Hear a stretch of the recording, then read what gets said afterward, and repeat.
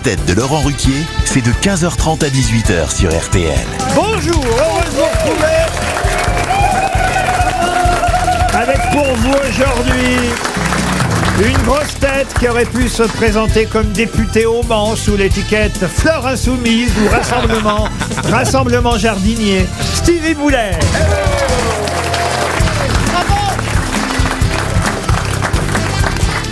Une grosse tête dont le prénom Maximilien a été circoncis à la naissance.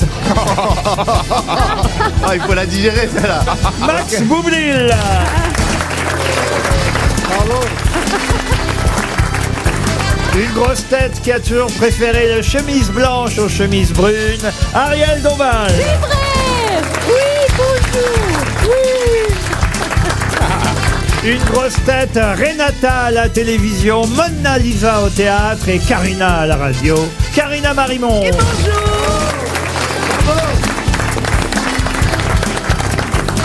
Une grosse tête qui peut aussi bien vous commenter un coup de sombrero dans un match de football qu'un tourniquet japonais dans un film X. Ah oui. Sébastien Toer. Et il nous manque...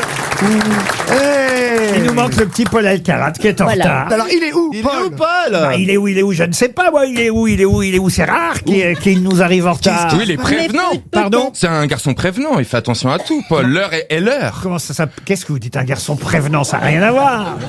Alors on dit quoi? Eh ben, je sais pas, mais en tout cas, on dit pas prévenant. prévenant. Il est poli, Non, il est poli. non, il fait attention à tout, parce que quand c'est 21h, c'est pas 21h05. Oui, mais enfin, là, c'est 15h30, Il est c'est pointilleux, idiot, mais ce que c'est vous dites. Oh, Laurent, c'est un exemple. C'est lui qui a toutes les réponses. Ah, c'est ça, surtout. Bah oui. Le voilà, Paul. Et voilà, Paul. T'étais où, mon polo? J'étais dans le métro. Ah, mais tu étais dans la ligne 14 qui vient d'ouvrir. Non, la ligne 1. Il est un peu essoufflé, notre Polo. Hein. Oui, essoufflé et étonné. Oui, pourquoi? Pourquoi? Parce que Mais d'habitude... ça, c'est Ariel qui s'est trompé de place. Pardon, Ariel, vous avez piqué la place de Paul. Ah oui, mais Oui, c'est vrai, il faut changer. Bon, Ariel, plus vite que ça, Ariel. Voilà. Enfin, Allez, on se met vraiment bien là. Ariel à la bonne place, Paul aussi. Max, t'es pas dans la vérité si je mens, enlève ton blouson là. C'est dommage. Non mais c'est pas possible là c'est sérieux cette émission quand même. Non, aujourd'hui on va se réjouir tout de même, car on est au solstice d'été, le 24 juin. Alors ça va bien se passer. Mais oui. j'en vois bien une grande solstice d'ici. Mais... aïe, aïe, aïe. Bon, je crois que Aïe, aïe, aïe. le mieux, c'est que je passe à une première citation. Oui. Une petite explication du mot solstice pour moi, patron, s'il vous plaît. Allez à Strasbourg, vous comprendrez. Pour monsieur Poussin, Arnaud Poussin, qui habite Paris 14e, et qui a dit « La Californie est un endroit formidable à condition d'être une orange. Eh bien c'est Orson Welles. » Ah non. Ah mais oui, il l'a Woody dit. Allen. Non. Mais C'est un Américain. Une citation. C'est un Français, une grosse tête, évidemment. Gueluc. Non. Jacques Martin. Il Pas a- Jacques Martin. Jean-Yann. Jean-Yann, bien sûr.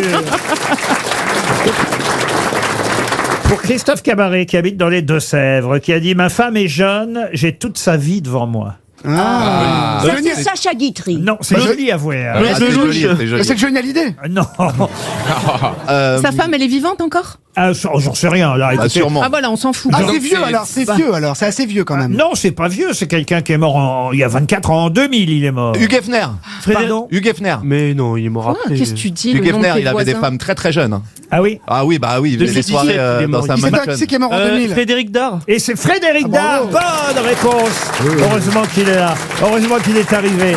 Bonne réponse de Paul J'allais Elkarat. dire Jospin mais c'était 2002. Pour Julien Pioche, monsieur Pioche habite dans la Somme, qui a dit « On reconnaît les histoires vraies à ce qu'elles n'ont pas de chute Ah, c'est pas mal. Cohen. ».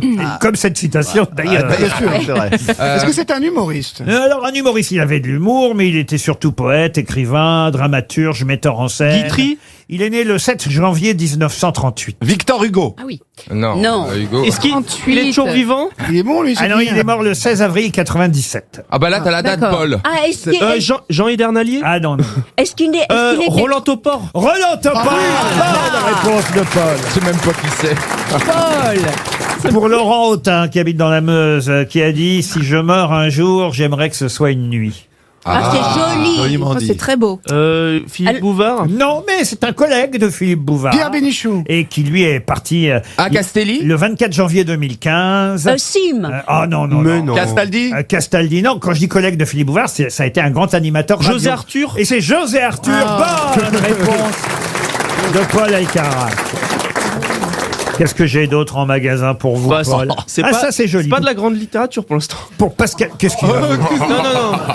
Ce que je veux dire, c'est que c'est pas des grands auteurs poètes. Arrête de prendre cet air autant. C'est les citations du début. Après, vous prenez. Eh ben, en voici un grand écrivain. Non, hein, bah- pour Pascaline Barbuto, qui habite dans les Alpes-Maritimes, qui a dit « Un jour, l'amour a demandé à l'amitié, pourquoi existes-tu puisque je suis là ?» L'amitié lui a répondu « Pour amener un sourire là où tu as laissé des larmes. Ça, c'est joli, oui. Alors, J'ai est-ce que c'est rien peut-être... Ça ressemble à du Paul Valéry. Et c'est pas du Paul Valéry. Paul Éluard. Non, non, non. Arrêtez avec les Paul. Paul le boulanger. Mort le 22 mai 1885. Alors, Victor Victor Hugo. Hugo. Ouais. Victor Hugo. Bonne réponse. Ah, je l'ai dit en même temps. Hein. 2 secondes après, Ariel. Ah non, non, non, non. Pour Christiane Rias, qui habite Fougue, en Meurthe-et-Moselle, qui a dit « J'ai le plus vieux globe terrestre du monde, il est plat. » Dans mon slip. Mais non, enfin... Oh, pardon. Mais Boublil, qu'est-ce qu'il vous prend? Boublil est retombé en enfance. Oui. Non, mais il a toujours été. Il va bientôt nous ressortir une chanson comme il faisait avant. Bah, ouais. Genre, ce soir tu vas prendre, la chatte à la roulette. Oh. Quel auteur Qu'est-ce que j'ai dans mon slip, un globe. Quel Ça auteur faisait c'était rêver tes chansons quand même. Hein. Alors donc... Eh ben, Alors, c'est un humoriste. Non, c'est pas un humoriste. Bah C'est un non. écrivain, scénariste, parolier, metteur en scène. Jean d'Ormesson. Français. 1931-2021. Ah, il est mort. Oh. Jean-Claude Carrière. Jean-Claude Carrière. Ah ouais, ah, tu l'as eu là. Je me suis fait charrier, mais je l'ai trouvé. Une seconde, Paul Mais que Carrière. toi, tu trouves carrière, c'est bizarre en fait. Oui, pourquoi vous avez trouvé Jean-Paul Carrière? Jean-Claude, parce que j'avais tourné dans un film qu'il avait écrit. Je serais curieux de savoir dans quel film de Jean-Claude Carrière vous avez bien pu écrire, parce que je le connaissais bien, Jean-Claude Carrière. C'est pas du genre... Apprendre à demeurer, c'est ça? c'est pas du genre à avoir écrit des films, ma chatte roulette dans ta femme qui est... Bah, alors déjà, Laurent Ruquier, j'ai pas fait que des films à chatroulette dans ta femme. J'ai fait de très beaux films. Et c'est un film qui s'appelait Au crépuscule de l'aube. Et tu faisais quoi Non, un ça pas- sent le mytho. Tu faisais quoi, toi Max, tu faisais quoi? Un pas de porte? Tu faisais quoi? Je faisais l'aube.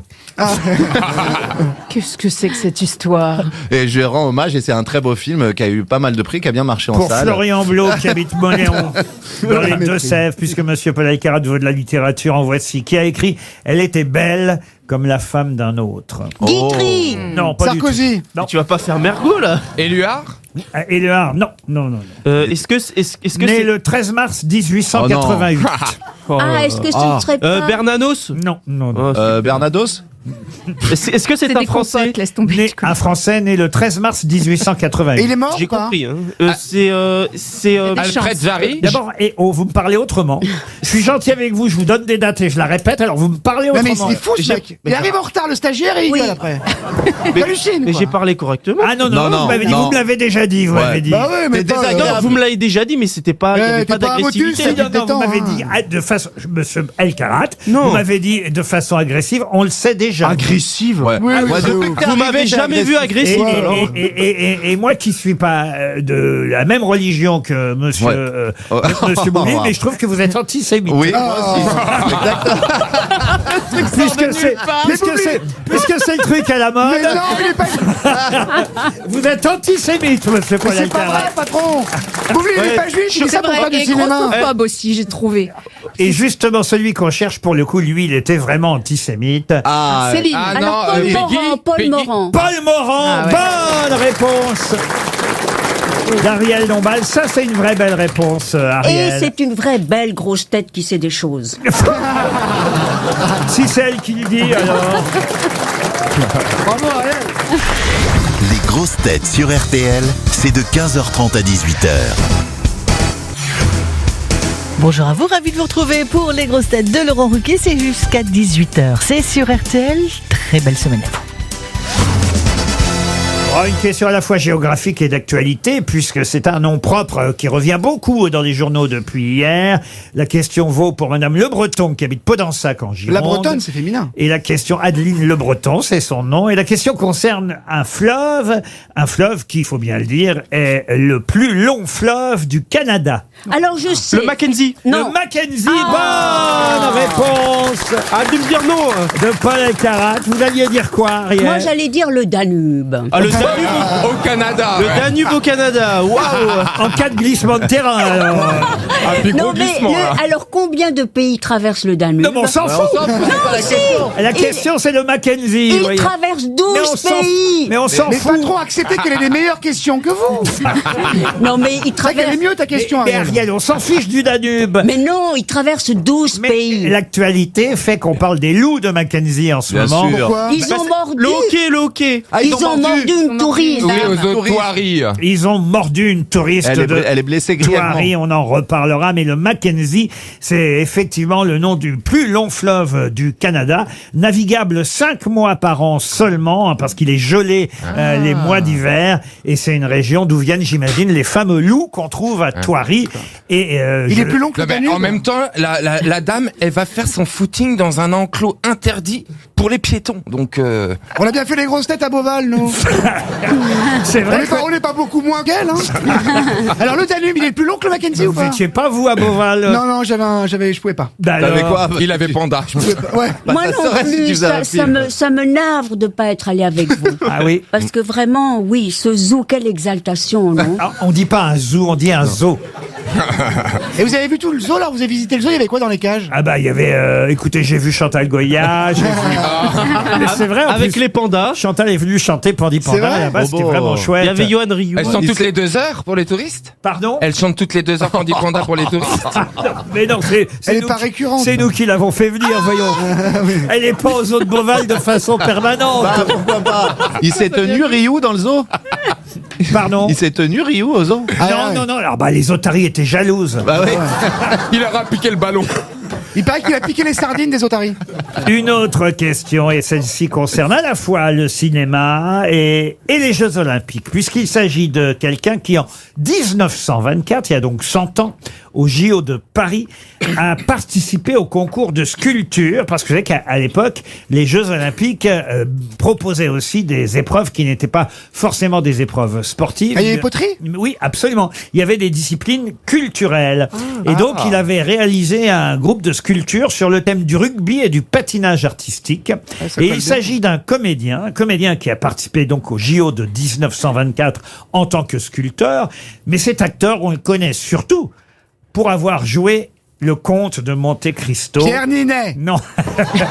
Gérard il Depardieu. y a 100 ans. Mais il était déjà là, Pierre. Il était déjà C'est là, son Pierre. rôle le plus célèbre, celui d'Edmond Dantès dans Ouais. Le Comte de Oui. Monte Cristo. Ah. Retrouverez-vous le nom de ce comédien qui en plus a Était participé sculpteur. au JO Jean en, Marais en tant que sculpteur. Eh bien non, c'est pas Jean Marais, et pourtant vous avez raison, Jean Marais Bah oui, j'ai raison. a, Bah, joué, Jean, alors. a joué lui aussi Le Comte de Monte Cristo, mais en 1954. Oh, on s'en fout. Donnez-moi 300 balles. Alors que le mien, enfin le mien, c'est pas le mien, mais il a joué Le Comte de Monte Cristo en 1943. C'est pas Jean-Paul Belmondo ou son père Pendant qui la était guerre. sculpteur. Alors non, le père de Belmondo, non.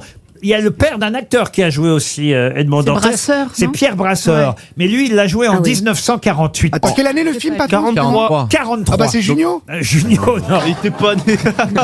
Ah là, c'est une question évidemment de culture. C'est-à-dire qu'il a tourné pendant la guerre, donc il était. Ah oui, vous avez raison. Mich-mich, quoi. Donc il est connu, il est surtout connu pour ça. Ok. Il était classé en Il 10 était miche-miche. Bah oui. D'accord. Parce Laurier. qu'en 40, il a été classé dans l'affectation spéciale au titre de service de propagande artistique à Ah. l'étranger. Ah Ouais, ouais. ouais. Ah. Il était pas tout blanc, quoi. Oh, il était pas non plus. Il aimait l'Europe avant Il tout le aimait monde, c'est l'Europe. tout. Après, il y a Louis Jourdan qui a joué aussi Le Comte de Monte Cristo. Louis Jouvet Non. Jourdan. Louis Jourdan, et puis effectivement aujourd'hui c'est Pierre Ninet, mais il y en a eu tellement qui ont joué Bah ouais, c'est vrai. Monte Cristo et Edmond Dantès au cinéma.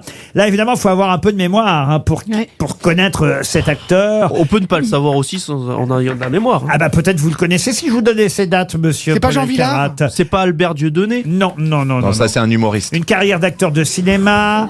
qui a commencé dans les années 30 et qui s'est achevé à la fin des années 40. Noël Roquevert. Il était né à Bayonne en 1895 et il est mort le 12 avril 1983 à Paris. Etchebest. Et a été très très connu parce que je sais que ma maman était amoureuse de cet acteur. ouais. Vous voyez. Paul Prébois. Non, enfin, Oh non. Oh si, votre mère, elle fantasmait sur lui, je sais. ma mère a pas. C'est injurier mon père que de dire ça, monsieur Il Toel. ressemble à Paul Prébois, votre père, c'est normal. Non, non, pas du tout. Mon papa, il ressemblait à. Mon papa était beaucoup. Il ressemblait à Clark Gable, mon papa. C'est vrai ? C'est vrai ? Absolument. Et ce qui est amusant dans ma question, et vous comprendrez pourquoi je l'ai choisi, c'est qu'il y a une double actualité. À la fois le comte de Monte Cristo et à la fois Et les JO. les Jeux Olympiques de 1924, puisque il a participé aux JO en tant que sculpteur. À l'époque, il y avait des disciplines culturelles. Alors, ce n'est Cézanne, César. Non. César. Je peux vous donner ses initiales, PRW, si ça Wow. peut vous aider. Paul Raoul Rodet. Wurlitzer. Comment vous dites? Paul Raoul Wurlitzer. Non. Il avait fait les Beaux-Arts à Nantes, vous voyez. Et pendant la Première Guerre mondiale, attention, hein, il a été fait prisonnier de guerre, il a eu la croix de guerre, et puis...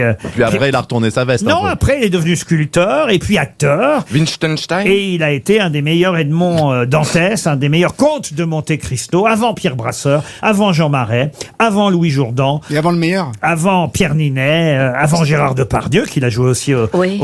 à la télévision. Oui, Jacques, avec Web- José Dayan. Jacques Weber l'a joué à la Weissmuller. Johnny Weissmuller, ça Mais c'est c'est Tarzan. Tarzan. Oui, bah écoutez, voilà. Mais vous Pas avez la seule raison. à dire des Oui, parce qu'il était aux Jeux Olympiques. Il était en plus au Mais oui, JO c'est en pour ça. 1924. Oui, oui. C'est pas bête. C'était pas bête, c'était pas complètement. Mais il ne sculptait pas en nageant, voyez-vous. Dès qu'on pose une question, tu penses à un mec en slip, toi. C'est fou, hein.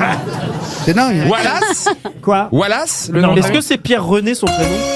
Monsieur Louis Drouet va toucher 300 € à chaque RTL, puisque vous ne retrouvez pas le nom de cet acteur. C'est vrai qu'il aurait fallu peut-être que j'ai une plus vieille grosse Non, tête. Gérard, je suis sûr qu'il le sait. Aujourd'hui, on Bah, a... Junio, oui, il a dû tourner avec. Gérard Jugnot l'aurait su. Il a Carina juste- Marimont, en tant qu'actrice, vous pourriez le savoir Bah ouais, aussi. je suis désolée. Je suis Mais nulle, c'est vrai je que suis c'est une quand même grosse Le merde. Marchand, un retrouvé. peu ancien. Notre princesse est trop jeune pour l'avoir Bien sûr. rencontrée. Oui. Non, mais Johnny Weissmuller était une bonne réponse.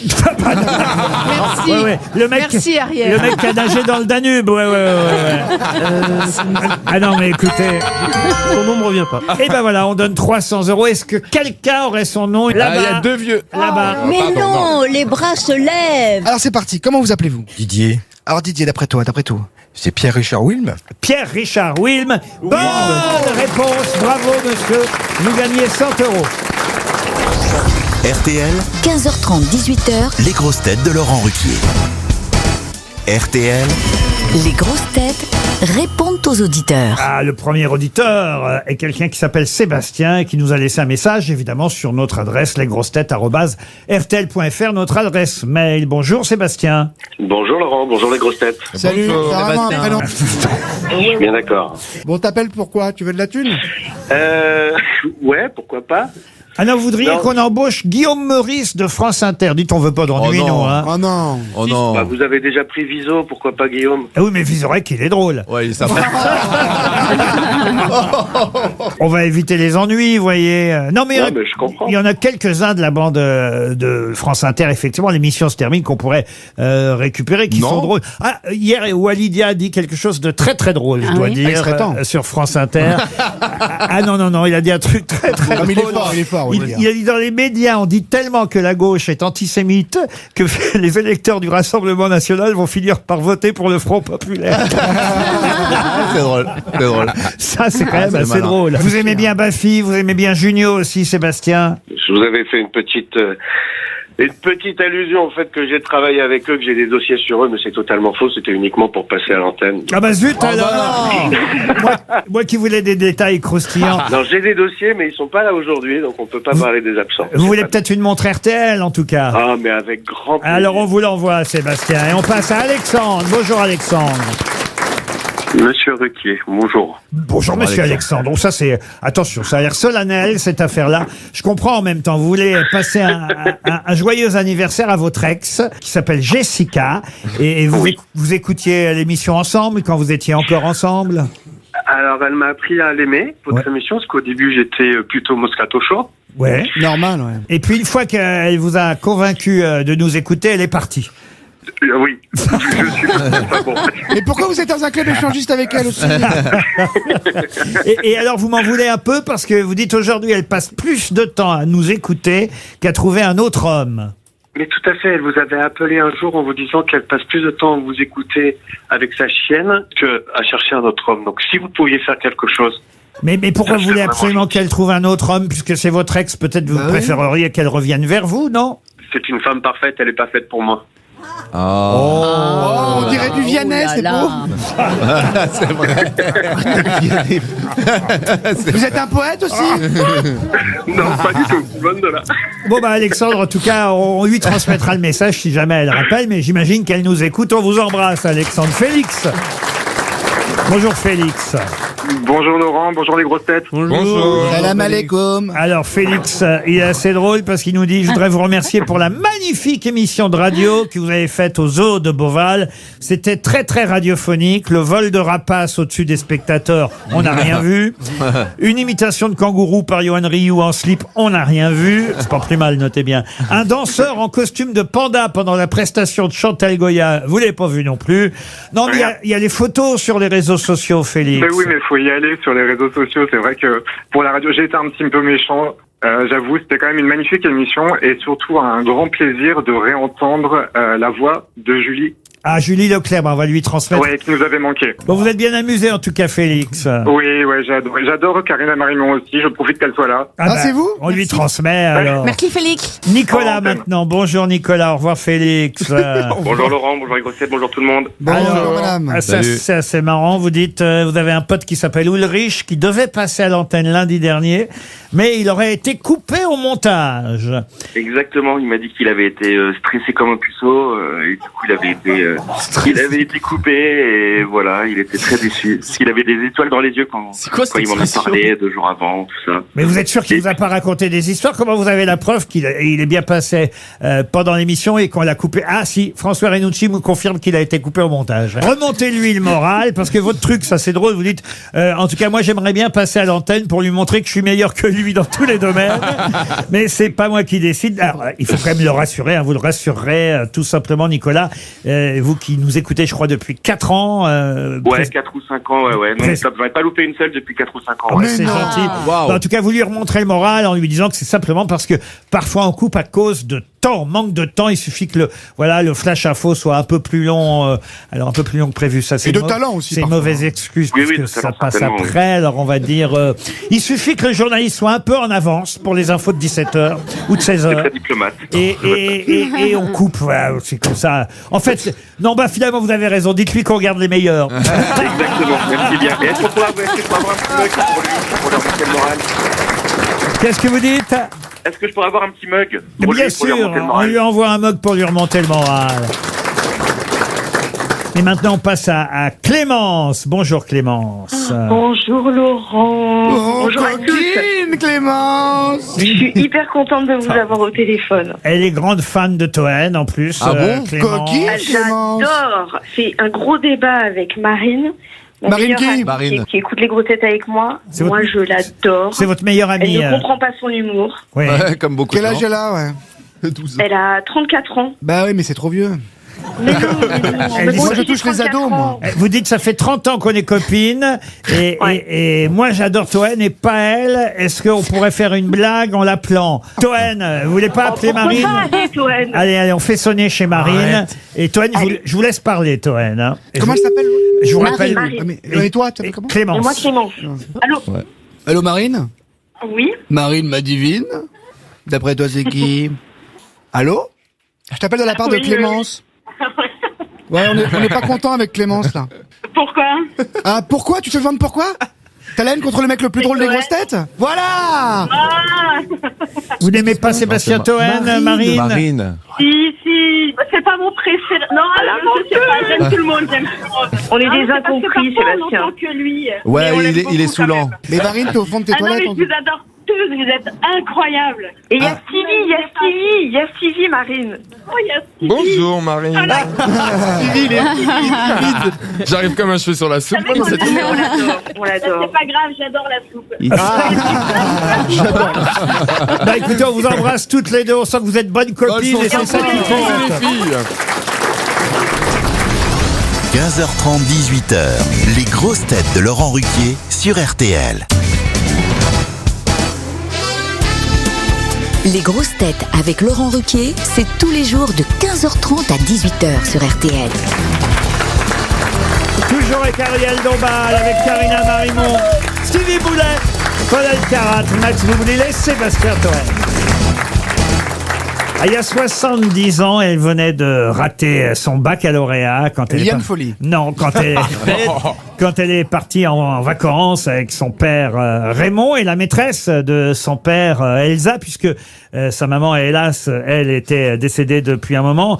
Cet homme riche, âgé de 40 ans, multipliant les conquêtes, laissait sa jeune fille ayant raté le bac plutôt tranquille, jusqu'à ce qu'arrive quelqu'un qui va prendre en main la vie de Cécile, cette lycéenne parisienne, en lui demandant de réviser pour l'examen de rattrapage du baccalauréat. On dirait le scénario de la boum. Mais qu'est-ce que je suis en train de vous raconter? Vous êtes en train de raconter le speech du premier livre de François Sagan, Bonjour Tristesse. Excellente réponse.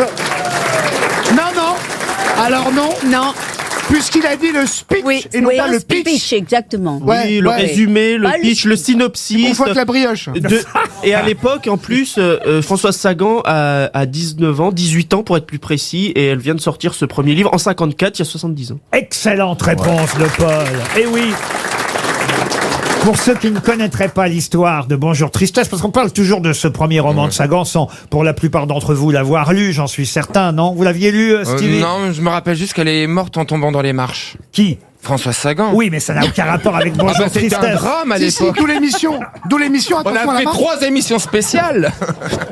Ça n'a rien à voir avec l'histoire du... Oui, non mais c'est intéressant, cela dit. Qu'est-ce qu'il y a, Ariel? Non, je trouve que elle a eu ce succès fulgurant tout de suite parce que c'était en effet quelque chose de tout à fait inédit, cette perversion comme ça dans un mariage recomposé. Et moi, j'ai lu, donc, Bonjour Tristesse. Je sais pas pourquoi je vous ai interrogé. Eh bien, pour faire l'éloge de François Sagan, que j'ai eu la chance de connaître. Oui, bien sûr, oui. Bon, bah, moi aussi. Elle était comme ça dans la vie, comme dans son livre? Elle était très, très, très, très drôle, et puis quelqu'un de paradoxal, d'un peu fou. Mais elle n'est pas morte, comme disait Stevie, en montant l'escalier, hein. En partant? Elle a glissé? En montant, c'est plus rare. C'est en descendant qu'on glisse. Oui, c'est en descendant. Oui, c'est en descendant qu'on glisse. En montant, on tombe. Elle ne sait pas, elle est à l'ascenseur pour aller dans ses chiottes.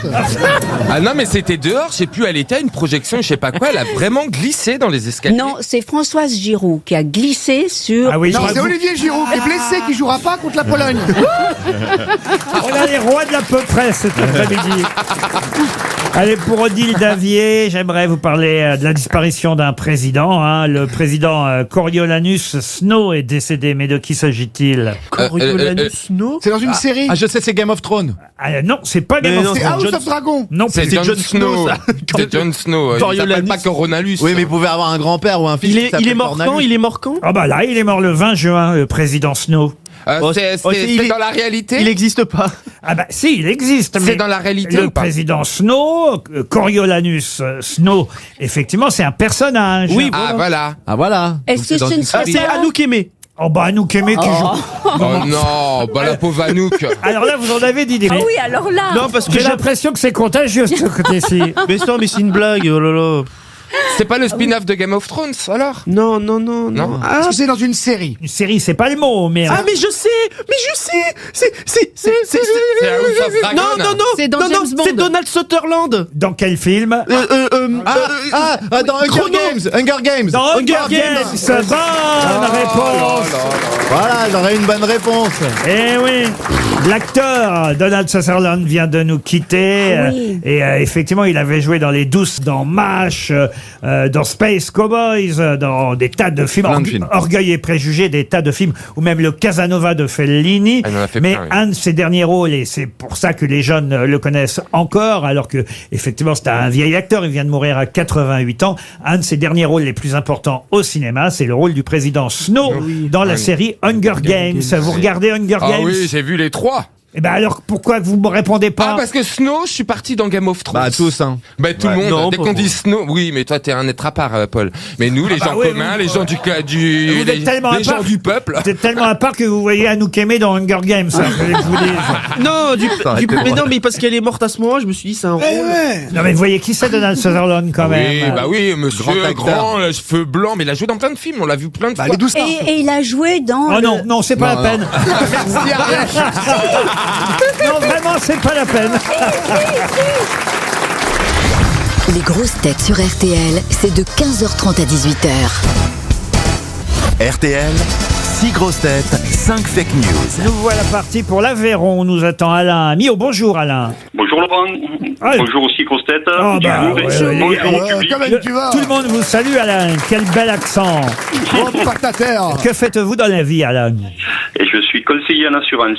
Conseiller en assurance. Quelle assurance on peut savoir? Oh, vous voulez le nom? Ça commence par un M. Un Allez. M. La Matmut. Non. MMA? Non, c'est les mutuelles du Mans.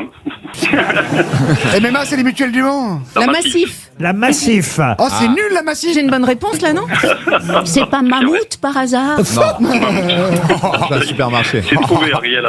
Non mais Ariel Mammouth n'existe plus depuis 20 ans. Elle a pas fait les courses depuis 20 ans. parle du film. Oui, c'est vrai, c'est vrai. Alain, en tout cas, vous allez peut-être, grâce aux grosses têtes, c'est tout ce qu'on vous souhaite, partir en Thalasso, grâce au groupe Talazur d'ailleurs. Hein, Talazur, c'est des tas d'établissements exceptionnels. Enfin, je dis des tas, il y en a 9 en tout cas. Des établissements 4 ou 5 étoiles un peu partout en France. Allez voir sur talazur.fr. Mais nous, on vous a choisi celui de Cabourg. Ça tombe bien, c'est un 4 étoiles. Vous êtes chanceux. Ah oui. Ah oui, l'hôtel 4 étoiles Talazur, Thalassothérapie et Spa de Cabourg, à 2 heures de Paris. D'ailleurs, il y avait le festival du film romantique, là, il y a peu de temps, à Cabourg. Mais vous allez pouvoir découvrir les bienfaits de l'eau de mer, des ressources exceptionnelles. Thalassothérapie. Oui, c'est ce que je viens de dire. oui. Ah oui, Vous pesez combien, Alain? 98. Oh, bah il faut y aller tout de suite, alors faut gagner. Il faut absolument gagner, Thalasso. Il est peut-être grand, Alain. Ah ouais. Ah bah oui, oui. 1m88, oui. Ah bah Mais oui. je suis un peu en surpoids. Ah bah il y a un bain à base d'algues là, et vachement bien. Écoutez, en tout cas, on vous propose 3 jours et 3 nuits à Cabourg, à condition, Alain, de bien Oui, oui. repérer la bonne info, hein, parmi les fake news de mes camarades. C'est parti, vous êtes prêts? Vous avez bien révisé l'actualité? Un peu, mais c'est toujours aléatoire, hein, les questions. On commence Oui. par Karina Marimont. Exclusivité RTL, la jeune femme attaquée par les loups à Thoiry était habillée en rouge et courait pour apporter une galette et un petit pot de beurre à sa grand-mère. Max Boublil. Tous les hommes qui, au sujet du Rassemblement National, disent pourquoi pas, on n'a jamais essayé, sont invités au Banana Café à la soirée. Pourquoi pas si vous n'avez jamais essayé? Paul Elkarat. Hier, sur CNews, le curé de la messe, retransmise en direct, a terminé son sermon par « Votez Le Pen au nom du Père, de la Fille et des simples d'esprit ». Stevie. Samedi soir, lors d'un combat de MMA, le russe Alexander Volkov avait dans l'octogone, en plus de son entraîneur et du soigneur, un coach coiffure qu'il recoiffait entre chaque round pour avoir des cheveux impeccables et une raie bien apparente pour combattre. Comment vous avez dit round? Round Round Oui, round. Round. Oui, round. Ah, je sais pas, je dis round alors. Round. Ah, round. Chaque round. C'est la chanson Round, Round, Get Around. Ariel Dombal. Kylian Mbappé sera. Alors là, en revanche, on dit Kylian. Ah bon? Ah bah oui, oui. Bon, alors, Alain, Kylian Mbappé. Kylian. Mais ça sonne mieux, Kylian. Moi, Non, j'aime mais- bien, moi. Alain, écoutez bien cette news. Kylian Mbappé sera autorisé à jouer avec un masque de Zorro contre le Portugal. La Pologne, oh là là. Mais elle sait plus lire, la dame. Alors attendez, Alain, je recommence, écoutez bien. Le Portugal et la Pologne. Kylian qu'elle a aujourd'hui, Mbappé sera autorisé à jouer avec un masque de Zorro contre la Pologne. Il pourra même jouer avec un cheval pour aller plus vite et un fouet pour faire peur aux gardiens de but. Voilà, il y est arrivé. Sébastien Toen. Le youtubeur Thibaut Inchep a fait savoir qu'il était prêt à devenir ministre des Sports après les législatives. Emmanuel Macron a immédiatement réagi en promettant de nommer McFly et Carlito à la culture en cas de victoire le 7 juillet prochain. Alors, il y a quand même une vraie info parmi tout ça, Alain. Ça paraît pas, mais oui, il y a une vraie info parmi les 6. Laquelle? C'est vrai, c'est vrai. Bon, je vais éliminer Kylian Mbappé. Ariel Dombal. On espère qu'il va jouer quand même contre la Pologne avec son masque de Zorro. On va éliminer aussi Paul Elkarat. Je dois quand même rendre à César ce qui est à César. Hein. C'est un dessin de Ciné, dans Ciné Mensuel, où on voit effectivement quelqu'un qui dit au nom du Père, de la Fille et des simples d'esprit à propos du vote Le Pen. C'est la une de Ciné ce mois-ci. Ensuite, vous éliminez... Max Boublil. Max Boublil, on dit Boublil. Et non, effectivement, il n'y a pas de soirée au Banana Café prévue. C'est dommage. Pourquoi pas si vous n'avez pas essayé? Donc on va éliminer aussi Karina Marimon avec le petit chaperon rouge. Karina, pas Katrina, Karina. Karina. Voilà. Vous ne seriez pas de la famille d'Ariel Dombal, alors? Pourquoi? Alors Stewie, il a dit ouais, En tout cas, les Louatoiries, effectivement, n'ont pas attaqué la jeune femme parce qu'elle était en rouge avec une galette et un petit pot de beurre. Alors, il vous reste qui? Il nous reste Stevie Boulet. Eh ben oui, effectivement, il y a bien un Russe qui avait un coach coiffeur dans le coin de l'Octogone. Oh, les mecs des vrais tatas aujourd'hui. Hein. En tout cas, Alain a gagné. Oui. Ah, quand même. Ça pour... Alors, écoutez... Ariel, pour une fois, vous avez raison. Il a gagné parce qu'effectivement, il y a un combattant russe qui sait faire coiffer entre chaque round, comme dirait Stevie, entre chaque round, je sais pas comment vous voulez qu'on dise, en tout cas, Sergei Pavlovitch, samedi soir, à l'UFC Fight Night de Riyad, c'est en Arabie Saoudite, était opposé à un autre russe, Alexander Volkov, et il se faisait recoiffer après chaque round. Bon, c'est la première fois que je vois ça quand même, un coach coiffeur sur un ring. Alors, c'est pas un ring, on dit un octogone, hein, d'ailleurs, en MMA, mais quand même, c'est vrai que vous avez raison, ça fait un peu chuchote, quand même. Oui, c'est parce qu'on attend, je sais pas, moi, quand je vois du MMA, c'est des vrais mecs, quoi. Ils se frappent et tout, et puis l'autre, entre chaque... Il se prend un gnon, il va se faire remaquiller, recoiffer. MMA, c'est pas une concurrente à vous, ça, alors? Vous qui travaillez chez Mammouth. En tout cas, vous partez à Cabourg, bravo. Les grosses têtes, c'est tous les jours de 15h30 à 18h sur RTL. On parlait de Kylian Mbappé. Vous savez que pour remplacer son nez cassé, le Gorafi dit Kylian Mbappé pourra remplacer son nez cassé par un troisième pied. Ce serait pas mal qu'il puisse avoir un troisième pied pour en plus. Vous croyez qu'il va jouer contre, non pas le Portugal, hein, Ariel, mais contre la Pologne. Non, mais expliquez-moi pourquoi vous ne dites pas Kylian. Parce que c'est Kylian, ça s'explique pas. On dit pas William. Pas Donbass, on dit Donbass. Si, On dit Donbass, sinon. On dit pas William, on dit William. Bah c'est un peu pareil. Voilà. Moi j'espère qu'il va jouer en tous les cas parce que le dernier match sans lui c'était un peu plus. Il y avait un défaut. Mais non, vous avez rien compris. Ah non, faut préserver sa beauté. Vous avez rien compris, c'est la méthode des champs, il endort tout le monde. Vous avez rien compris, mais bien sûr que oui. Tu crois? Il nous fait les mêmes qualifications à chaque fois. Il y a toujours un match un peu nul et tout. Alors après, c'est vrai qu'à chaque fois c'est ça. Vous voulez que je vous dise, il réussit bien. Non, mais si Griezmann il marque, c'est pas le même match contre les Pays-Bas. Et on refait le match. Mais Rabiot, il aurait dû tirer. Mais moi, je pense qu'il faut mieux qu'il attende Mbappé parce que s'il se blesse contre la Pologne, parce qu'il les Polonais, il est mauvais le Polonais. Hein. Il va vouloir lui toucher le nez. Et tout Oui. Non, mais les Polonais qui sont fait les travaux chez moi, ils ont fait n'importe quoi. Ils sont mauvais, pire que les Ukrainiens. Si, les Ukrainiens, c'est vrai qu'en plus, c'est ce qui lui est arrivé pendant le match précédent, les Polonais. Pas mal. Ah oui. Joli. Mais oui, je suis en train de réaliser. C'est vrai. Non mais moi je suis défenseur, il y a Mbappé, je vois qu'il a son truc, forcément sans faire exprès, je touche un peu le nez, je peux pas lui choper la balle, il va trop vite. Oui mais vous êtes un vicieux. Hein. Bien sûr. Et vous avez regardé le Portugal alors, il joue bien le Portugal. Ronaldo il a 55 ans. On dirait un trou. Faut faire un devis pour Ronaldo là. Non mais ils vont passer. Ceux qui jouent bien c'est les Espagnols. Ah ouais, les Espagnols. C'est les meilleurs cette année. Mais évidemment qu'on est les meilleurs, les Espagnols. Qu'est-ce que tu crois, petit? Putain, mais qu'est-ce qu'elle fait qui? Marthe Longa? C'est vrai, c'est Et surtout que les Polonais, c'est les premiers éliminés, ils ont rien à gagner. On verra ça demain. Pour Antoine Le Sueur, qui habite Brive-la-Gaillarde, la question n'a rien à voir avec le football, mais avec la journée de dimanche prochain, qui ne sera pas seulement le premier tour des élections législatives, mais aussi un 90e anniversaire. Mais de quel 90e anniversaire s'agira-t-il? Elie Moon? Non, 90e anniversaire d'une nuit un peu particulière. La nuit des longs couteaux. La nuit des longs couteaux. Bonne réponse de Paul Elkarat. Qu'est-ce que c'est? Moi aussi je sais ce que c'est.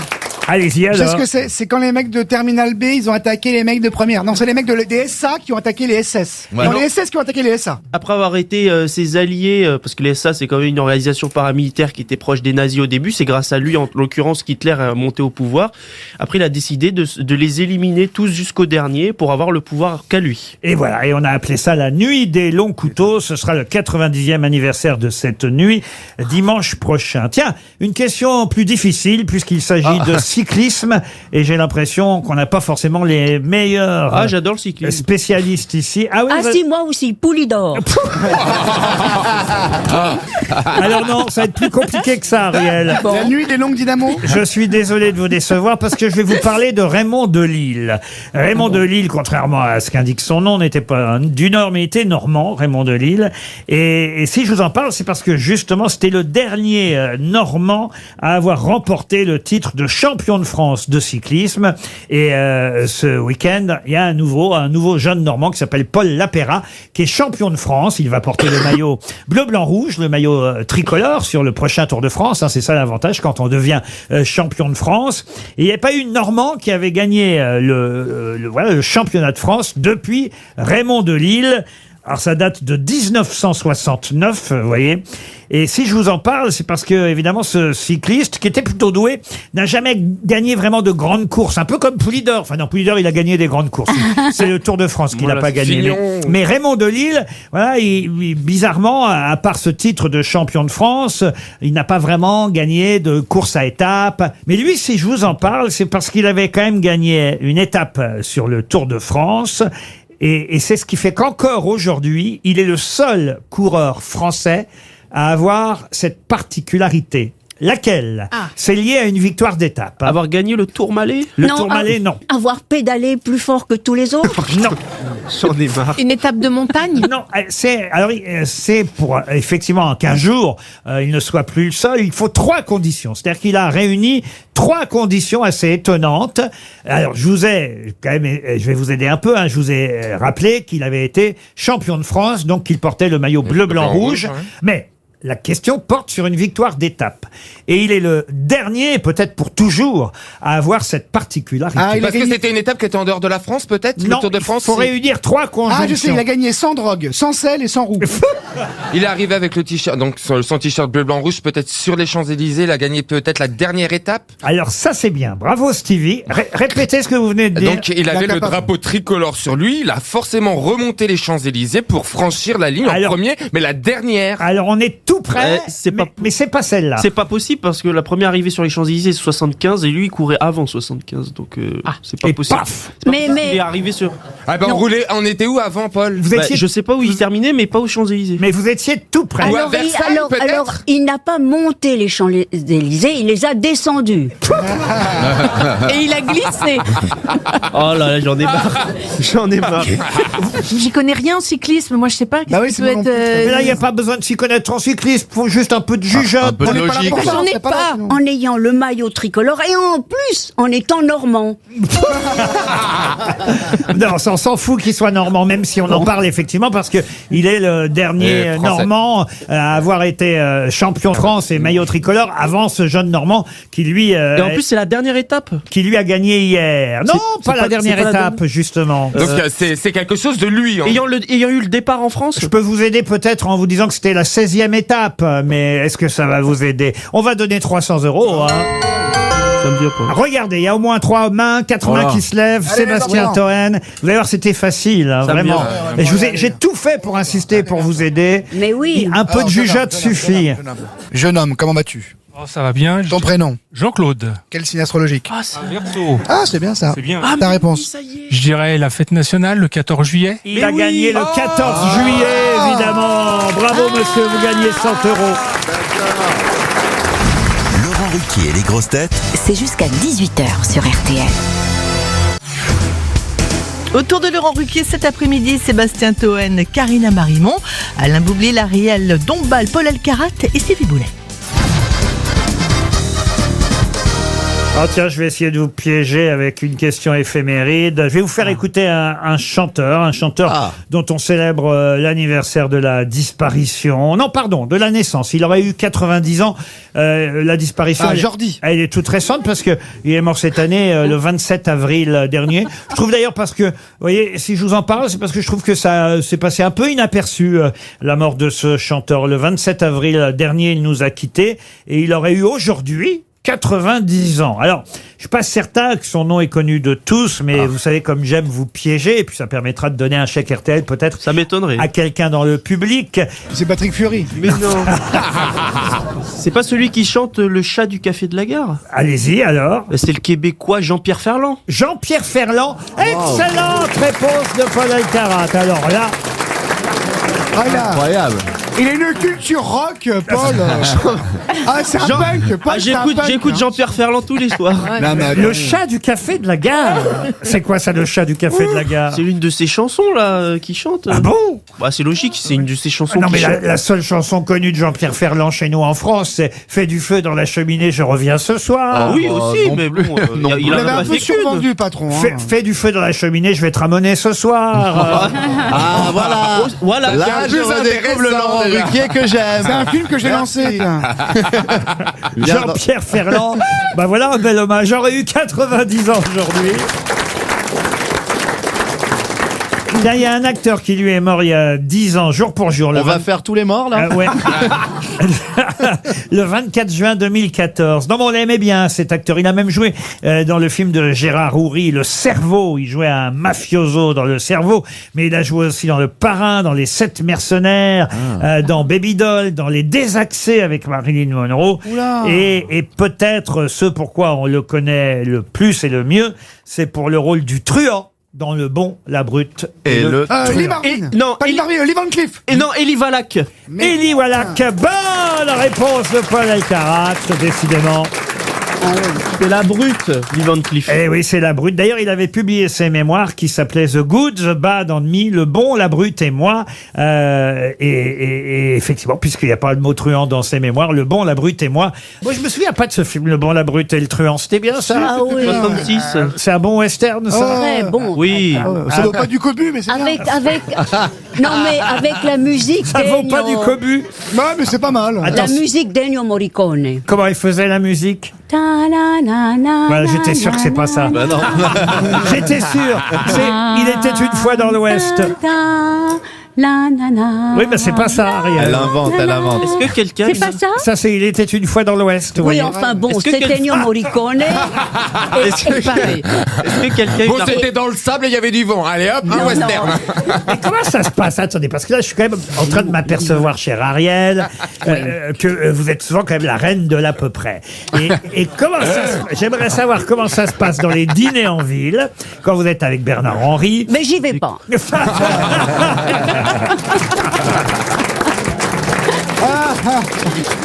Non, mais ôtez-moi d'un doute. Ennio Morricone a fait presque tous les films de Sergio Leone. C'est vrai, mais c'est une autre musique. Écoutez là, la musique du Bon, de la Brute et du Truand. RTL, le livre du jour. Ah, le livre du jour va vous emmener dans le grand froid. Ça s'appelle Northfirlville. Tout à l'heure, on a parlé du Canada à propos du fameux fleuve, le fleuve le plus long du Canada. Vous avez retenu le nom? Oui, le Danube. Mackenzie. Et là, Franck Tilliès, qui est un auteur de best-seller, de livres qui se vendent, j'ai envie de dire, comme des petits pains, mais c'est normal parce que à chaque fois, évidemment, c'est passionnant, c'est un suspense qui plaît à ses nombreux lecteurs. Et Northfirlville, c'est son dernier livre publié au Fleuve Noir. Ouais. Et vous le lisez régulièrement, monsieur? Je le lis pas, mais je le connais des salons du livre, c'est un copain. Ah, c'est un copain des salons. Ah, c'est un copain de salon. Voilà, très bien. Il avait publié La Chambre des Morts, Le Syndrome La Faille. Train d'enfer. Alors, La Faille, vous avez raison de le rappeler parce que ça sort en livre de poche. La Faille, bien, c'est son tout nouveau. Et Northfirlville, ça se passe effectivement dans le grand froid au Canada. Tout à l'heure, on évoquait le Canada. Il paraît que c'est lors d'un voyage là-bas que Franck Tilliès a eu l'idée de son livre. On va en parler avec lui dans un instant. Il sera au téléphone. Il était en vacances, j'imagine, dans le grand Canada, Je dis Grand Canada parce que c'est vraiment une région que je vous demande d'identifier. Quand il s'est dit, tiens, c'est pas mal cette région parce que si un crime y était commis, on aurait du mal à retrouver les coupables. Mais dans quelle région du Canada était-il? Alors, je dirais l'Ontario. Comment vous dites? Ontario. Ontario. Lui, il me dit, il n'y a pas de région. Comment ça, il n'y a pas de région? Il y a des provinces et des territoires. Oui, c'est pareil. Bah non, il faut les... À Québec. Non, mais non, je pense que c'est très reculé, ça doit être le Yukon. Non, c'est pas le Val-de-Marne. l'Alberta. Si c'est pas le Yukon, c'est le Nunavut. Non, c'est la péninsule située au centre-est du Québec. Alors, le territoire de Belfort. Manitoba. Non plus. Le Saskatchewan. Non. Non. Pas, on peut jouer. Non, là, c'est. Non, mais juste on peut jouer, on peut parler ou pas? Mais tu fais C'est comme où il y ça. a Halifax. La preuve que non. C'est le berceau du Canada lors du débarquement de Jacques. Ah, le Saint-Laurent. Non, lors du. Alors, effectivement, vous avez raison. Il y a l'estuaire du fleuve Saint-Laurent au nord. Et voilà. Il y a les boutiques Saint-Laurent au sud. Voilà pourquoi il connaît. La Nouvelle-Écosse. Mais non, c'est une région très connue du Canada. Nouveau-Brunswick. Non. Halifax. Non. C'est un mot. Ah non, c'est le nom d'un chien labrador. Non. C'est un mot qui signifie fin des terres, d'ailleurs. Terre-Neuve. Et c'est là où Jacques Cartier, en 1534, a débarqué. Terra Finita. Non. Jacques Cartier, le mec des bijoux. Non. La superficie de cette région est similaire à celle de la Belgique et c'est bordé par l'estuaire du fleuve Saint-Laurent. C'est connu comme région canadienne, je vous jure. Monsieur Paul Elkarat. J'ai quasiment tout cité. Sauf La Meuse. La Meuse, mais Il fait froid là-bas, hein. Non, t'as pas l'île du Prince-Édouard. Non. Fin des terres. Ah, je sais. Le Yorkshire. Non. Oh là là. Excusez-moi de participer avec mes compétences intellectuelles. C'est merveilleux, mais c'est pas votre petit chien qui va arranger les choses. Il y a le labrador. Oh, le Labrador, le Yorkshire, puis quoi encore? C'est pas un chenil, cette région. Mais en plus, pour moi, là-bas, c'est le labrador. C'est Oui, ça va, mais c'est pas le Labrador. Eh ben, qu'est-ce que vous voulez? Nous, on vous a tout donné. On vous demande Ça c'est y est, Montréal je ou crois Halifax? que j'ai trouvé, c'est le Michigan. Non, mais Les non. États-Unis, ça. Non, Laurent Ruquier. tu l'as dit, l'Alberta aussi. Laurent, vous pouvez l'Alberta. m'expliquer qui est Jacques Cartier, si vous voulez. Sainte-Flavie, voilà, ça vous dit quelque chose, ça, Sainte-Flavie, monsieur Elkarat? C'est ni une province ni un territoire. Ça peut vous aider, ça, Sainte-Flavie? La Gaspésie. Eh ben voilà, comme vous voulez. Ah, bravo, Paul. Oui, c'est une région, voilà. Bonjour, Franck Pugliese. Bonjour. Ah, j'ai eu du mal à retrouver le lieu de vos vacances, hein, quand même. Oui, puis c'est un endroit magnifique en plus. Je suggère à tout le monde d'y aller. Et alors vous, quand vous êtes en vacances, c'est ça qui m'a amusé quand même dans cette histoire, avant qu'on parle du contenu du livre, quand vous êtes en vacances, vous dites, tiens, ce serait pas mal un meurtre ici. Oui, c'est ce qu'on appelle une déformation professionnelle. C'est vrai que quand je vois de grandes forêts, de grands espaces, même en vacances, mon cerveau d'auteur de polar se remet à imaginer les pires scénarios, et c'est vrai que dans ces grandes étendues, il peut facilement se passer quelque chose de dramatique. Est-ce que c'est vrai que le grizzly, le grizzly, est le plus dangereux du Canada? Oui, je pense du latin, il fait quand même 3 mètres. Je tiens à dire à Ariel qu'on n'est pas en train d'appeler le gardien du zoo. C'est pas bourré du grain. On n'est pas en train d'appeler le gardien du zoo de Norferville. D'ailleurs, est-ce que ça existe, Norferville? Non, alors c'est une ville que j'ai imaginée, mais qui est très proche d'une ville existante qui s'appelle Shefferville, qui est une ville minière située dans le Grand Nord québécois, à 13 heures d'une ville qui s'appelle Sept-Îles, qui est elle-même déjà 1000 km au nord de Montréal. Donc on imagine très bien l'isolement de ces villes minières du Grand Nord. Un corps d'une jeune femme va être retrouvé, justement, mutilé dans cette petite ville minière au fin fond du Québec. C'est votre 24e roman et le corps de cette jeune femme retrouvée va évidemment provoquer une enquête menée par un duo pas ordinaire. Oui, on a Teddy qui est un criminologue français il va aller là-bas parce qu'il va apprendre que c'est sa fille qui a été découverte morte à Norferville. Il va tout plaquer, il va aller sur place. Il l'a pas vu depuis un moment, j'imagine. Oui, il avait perdu un peu contact avec elle, donc on imagine très bien l'état psychologique dans lequel il va se trouver. Il va débarquer dans cette ville qu'il ne connaît absolument pas. Il va découvrir le grand froid, hein, parce qu'on est en février, on avoisine les moins 20, moins 40, ça doit avoir appelé un film. Et il va faire équipe avec Léonie Rock, qui, elle, est née à Norferville, qui a subi des violences quand elle avait 16 ans, donc il l'a quittée. Et elle y retourne parce qu'elle est devenue flic, et elle va mener l'enquête avec lui pour essayer de découvrir qui est le coupable. Ça commence par elle d'ailleurs, hein, le livre. Dans le prologue, ce sont des pages assez difficiles d'ailleurs, hein, assez dures. Ça commence par son viol à cette jeune femme qui va devenir policière ensuite. Oui, elle est métisse, hein, elle est née d'une mère autochtone, donc une Innu, et d'un père mineur. Ça se passe en 96, elle a 16 ans, elle subit ce qu'on appelle une cure géographique. C'est quelque chose qui a vraiment existé.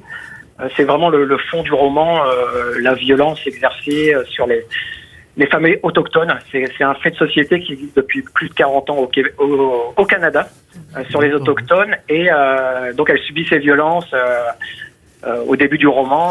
On imagine aussi son traumatisme quand 20 ans après, elle retourne dans cette ville pour enquêter sur un meurtre. Alors il y a ça, mais aussi dans votre roman, et ça c'est encore plus étonnant, comment on appelle ça d'ailleurs? Le déshabillage paradoxal, c'est ça? Oui, alors ça c'est un médecin légiste qui m'avait raconté ce curieux phénomène. L'hiver, par très grand froid en France, on avait découvert beaucoup de sans-domicile fixe qui s'étaient déshabillés, hein, qui arrivaient de ce fait-là à la morgue parce qu'ils s'étaient déshabillés en plein froid, en plein hiver. C'est un dysfonctionnement du cerveau à partir de moins 18 degrés environ. Le cerveau indique au corps que d'enlever les vêtements avec cette impression d'avoir plus chaud en enlevant les vêtements. Et évidemment, les gens meurent de froid. Et c'est vrai que j'ai voulu l'utiliser dans le livre parce qu'il y a une scène comme ça avec des habillages paradoxal et c'est un bon moyen de représenter ce qui est aussi le froid extrême et ce que ça implique sur le corps humain. On s'endort et on ne se réveille plus. Le froid est un tel danger dans cette région que même pour changer un pneu, c'est une épreuve. On espère réussir parce qu'autrement on meurt de froid. Oui, il y a la scène du blizzard. Ça, c'est une scène, c'est un peu un fantasme d'écrivain. J'ai toujours voulu écrire une scène de grand froid et de blizzard. Et à un moment donné, c'est vrai qu'ils sont contraints de changer un pneu en plein blizzard, sinon ils vont mourir gelés. Et on se rend pas compte de ce que c'est. Hein. C'est moins 50 avec des vents à 80, donc les effets sont terrifiants. Même l'air qu'on respire gèle à l'intérieur de nos poumons. C'est vraiment une température à laquelle on ne peut pas vivre. Il y a une scène comme ça très très angoissante qui se passe au milieu du livre. Ça va être un tabac en librairie, évidemment. C'est le nouveau suspense. Pas avec vos personnages habituels, hein, d'ailleurs. Ça fait partie des romans, j'ai envie de dire, unitaires, inédits. On retrouve pas vos enquêteurs habituels. C'est un roman indépendant. C'est le 24e. Et une fois sur deux, j'écris des romans avec la brigade criminelle parisienne et une fois sur deux, des romans indépendants comme Norferville. Chez Fleuve Noir, un roman, j'ai envie de dire, blanc, celui-là, puisque vous allez être dans le froid et dans la neige. C'est le nouveau Franck Tilliez et c'était notre livre du jour. Une question pour Marc Lecardonnel, avant 17 ans. Monsieur Lecardonnel habite à Pilly, dans l'Oise. Et je vais vous demander, alors là, c'est vraiment très simple. Alors là, je vais vous demander un exemple. Alors là, voilà. On se fout de votre gueule, patron. C'est vraiment simple. Oui, mais c'est plutôt moi qui me fous de leur gueule, parce que quand vous allez voir la question... Mais allez-y, postez, si c'est comme faire. Un exemple d'énantiocémie. Oui, l'énantiocémie, c'est comme louer. Ça va dans les deux sens. Expliquez. Par exemple, tu loues à quelqu'un. Je loue. C'est le gars qui reçoit la location. Le tout, c'est pas de savoir, c'est de bien expliquer après. C'est le fait de recevoir la location et de donner la location. Alors, qu'est-ce que ça veut dire? L'énantiocémie, c'est un terme qui va dans les deux sens. C'est Airbnb. C'est-à-dire, je loue, tu deviens locataire, ou je loue, je suis propriétaire, et je te loue. C'est transitif et intransitif. Ah non, c'est pas ça du tout. Mais non. J'ai tenté. Vous venez de donner un bon exemple. Exactement, louer. Mais ça n'est qu'un exemple. C'est interdit parce que normalement c'est dans les bails. Mais non. D'abord on dit les beaux. Oui, c'est bon, hein, j'ai fait avec mes compétences. Oh là là, les bails, alors ça. Oh là là là. Je sais ce que c'est, l'énantiocémie. Les chevals, hein. Mais c'est surtout que le pauvre Paul Alcarat vous a mal expliqué parce qu'effectivement il est parti tout de suite sur un exemple. Mais ça n'a rien à voir avec l'immobilier, l'énantiocémie. Ah bah, oui, je sais, bien évidemment, c'est juste un exemple. Il est immobilier ou pas, peu importe. Au final, j'essaie d'illustrer parce que vous voyez bien que vos camarades comprennent rien à ce que vous dites. Alors, s'ils comprennent pas déjà les exemples, ils comprendront pas l'explication. Parce que logiquement, les gens illustrent par des exemples. Donnez un autre exemple. Oui, parce que celui-là était Non, puis celui-là, il nous excite. Voilà, un hôte. C'est quelqu'un qui loue à la personne et c'est aussi la personne qui est à l'intérieur. Il y a une taxe de séjour sur les autres en général. Alors, Dans je tous les hôtels. vais vous accorder la bonne réponse, mais je vais tenter de mieux expliquer que vous. Mais c'était une bonne réponse de Paul Elkarat.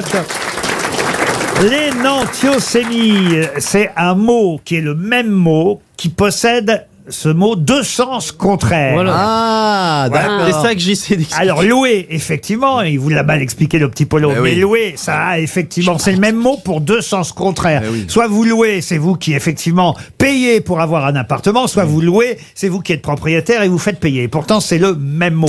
Hôte, c'est la même chose, effectivement, il a raison. Un hôte, c'est aussi bien celui Et qui un parasite. reçoit que celui qui est reçu. Le mot est le même mot pour les deux sens contraires. Tiens, j'en ai un troisième exemple là devant les yeux. Apprendre. Vous apprenez l'allemand, c'est parce que c'est vous qui êtes l'élève, mais vous apprenez l'allemand, c'est vous qui êtes l'enseignant. Le verbe apprendre est aussi un exemple d'énantiosémie. Alors commence à comprendre, Laurent, il m'en faut un dernier. Alors j'ai pas mal expliqué, j'ai pas non plus bien expliqué. J'ai entre les deux. Oh l'autre. En tous les cas, tu vas la fermer ta grande gueule. Non, mais qu'est-ce que vous voulez ça? Non, mais c'est pas très grave, faut qu'il y ait un patron, vous savez ce que c'est. Non, mais en tout cas, le plus important, c'est que t'as donné la bonne réponse. Non, c'est surtout que je sache moi ce que c'est. Ben oui. Pour Grégoire Planche, qui habite Rieux, Monsieur Planche est dans l'Oise, il espère un chèque RTL.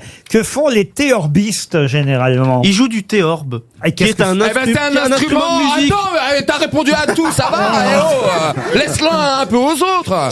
C'est comme une énorme contrebasse. Non, c'est comme une cornemuse Alexandra qu'on Lamy, tourne. elle faisait un spectacle avec cet instrument entre les mains. Le théorbe, c'est pas l'ancêtre du luth. C'est l'ancêtre du luth. L'ancêtre du luth. C'est le luth. Oui, voilà. Bonne réponse de Stevie et Paul Elkarat. C'est ça, Alexandra. Mais non, t'as pas d'archer en fait, c'est avec les doigts. Oui, mais Alexandra Lamy, elle faisait un spectacle que une j'ai été pièce qui voir. s'appelait Théorbe. Au Et théâtre elle de Paris. jouait avec ça. Les théorbistes sont donc effectivement des joueurs de lutte, hein, tout simplement. En fait, c'est un ancêtre On en médiéval. verra aux Jeux Olympiques. T'auras ton émission cet été, t'inquiète pas. On a appelé RTL, t'as ton émission, t'inquiète pas. C'est un grand lutte, vous voyez. voilà. En fait, monsieur Stevie, vous qui Vous qui aimez bien les luttes. vous qui avez joué beaucoup de dure lutte. Beaucoup. Oh, le jeu de mots. Moi, c'est le Laurent Ruquier que j'aime. Et maintenant, je vais vous parler de Sarah Sandre. Madame Sandre habite Saint-Romain-la-Motte, c'est dans la Loire. Elle espère, elle aussi, gagner 300 €. Oh, c'est pas interdit aujourd'hui.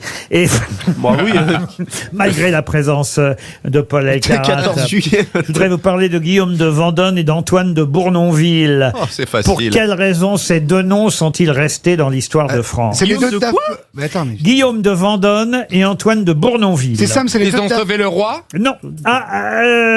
C'était des mousquetaires. Ah non, c'était pas des mousquetaires. Est-ce que c'était C'est des sous Louis XVI? révolutionnaires? C'est pas sous Louis XVI. Louis XV. Non. On est au 16e, 17e. Alors non, on est bien avant ça. Ah oui. Enfin, bien avant en tout cas.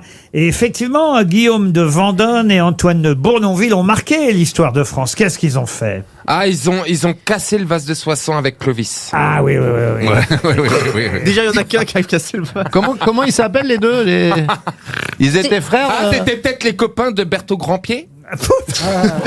Qu'est-ce qu'il a? C'était la mère de Charlemagne. Qu'est-ce qu'il a? Berthaud Grandpied. Oui, tu connais pas? Si, je connais.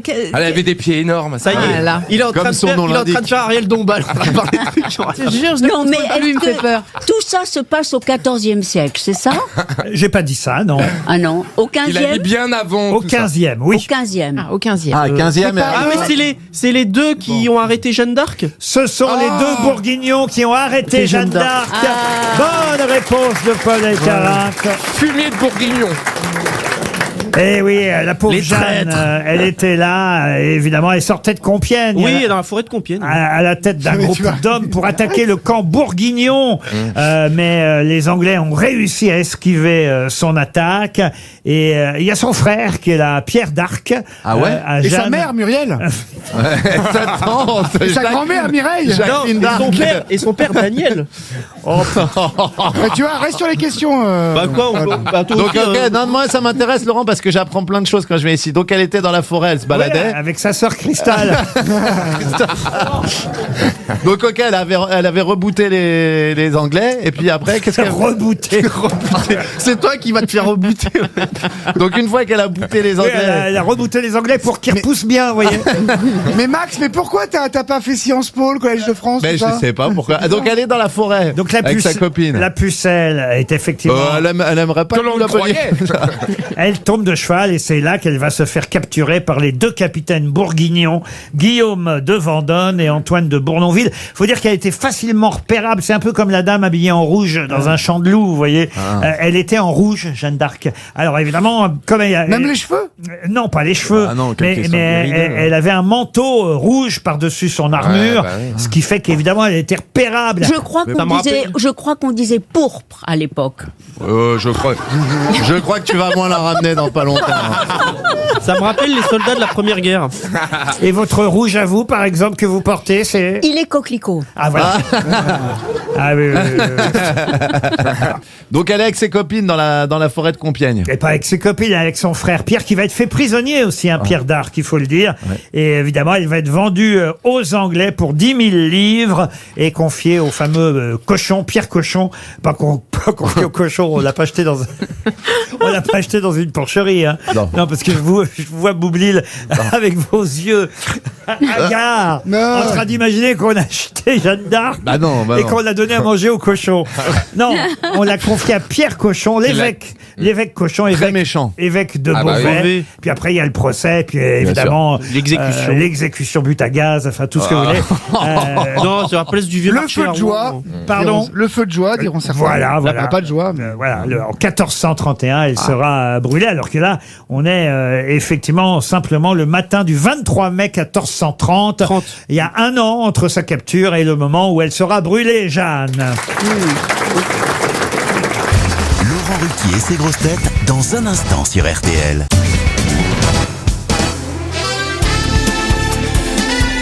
Les grosses têtes de Laurent Ruquier, c'est de 15h30 à 18h sur RTL. Toujours avec Max Boublil, Karina Marimont, Stevie Boulet, Paul Carat, Ariel Dombal et Sébastien Toen.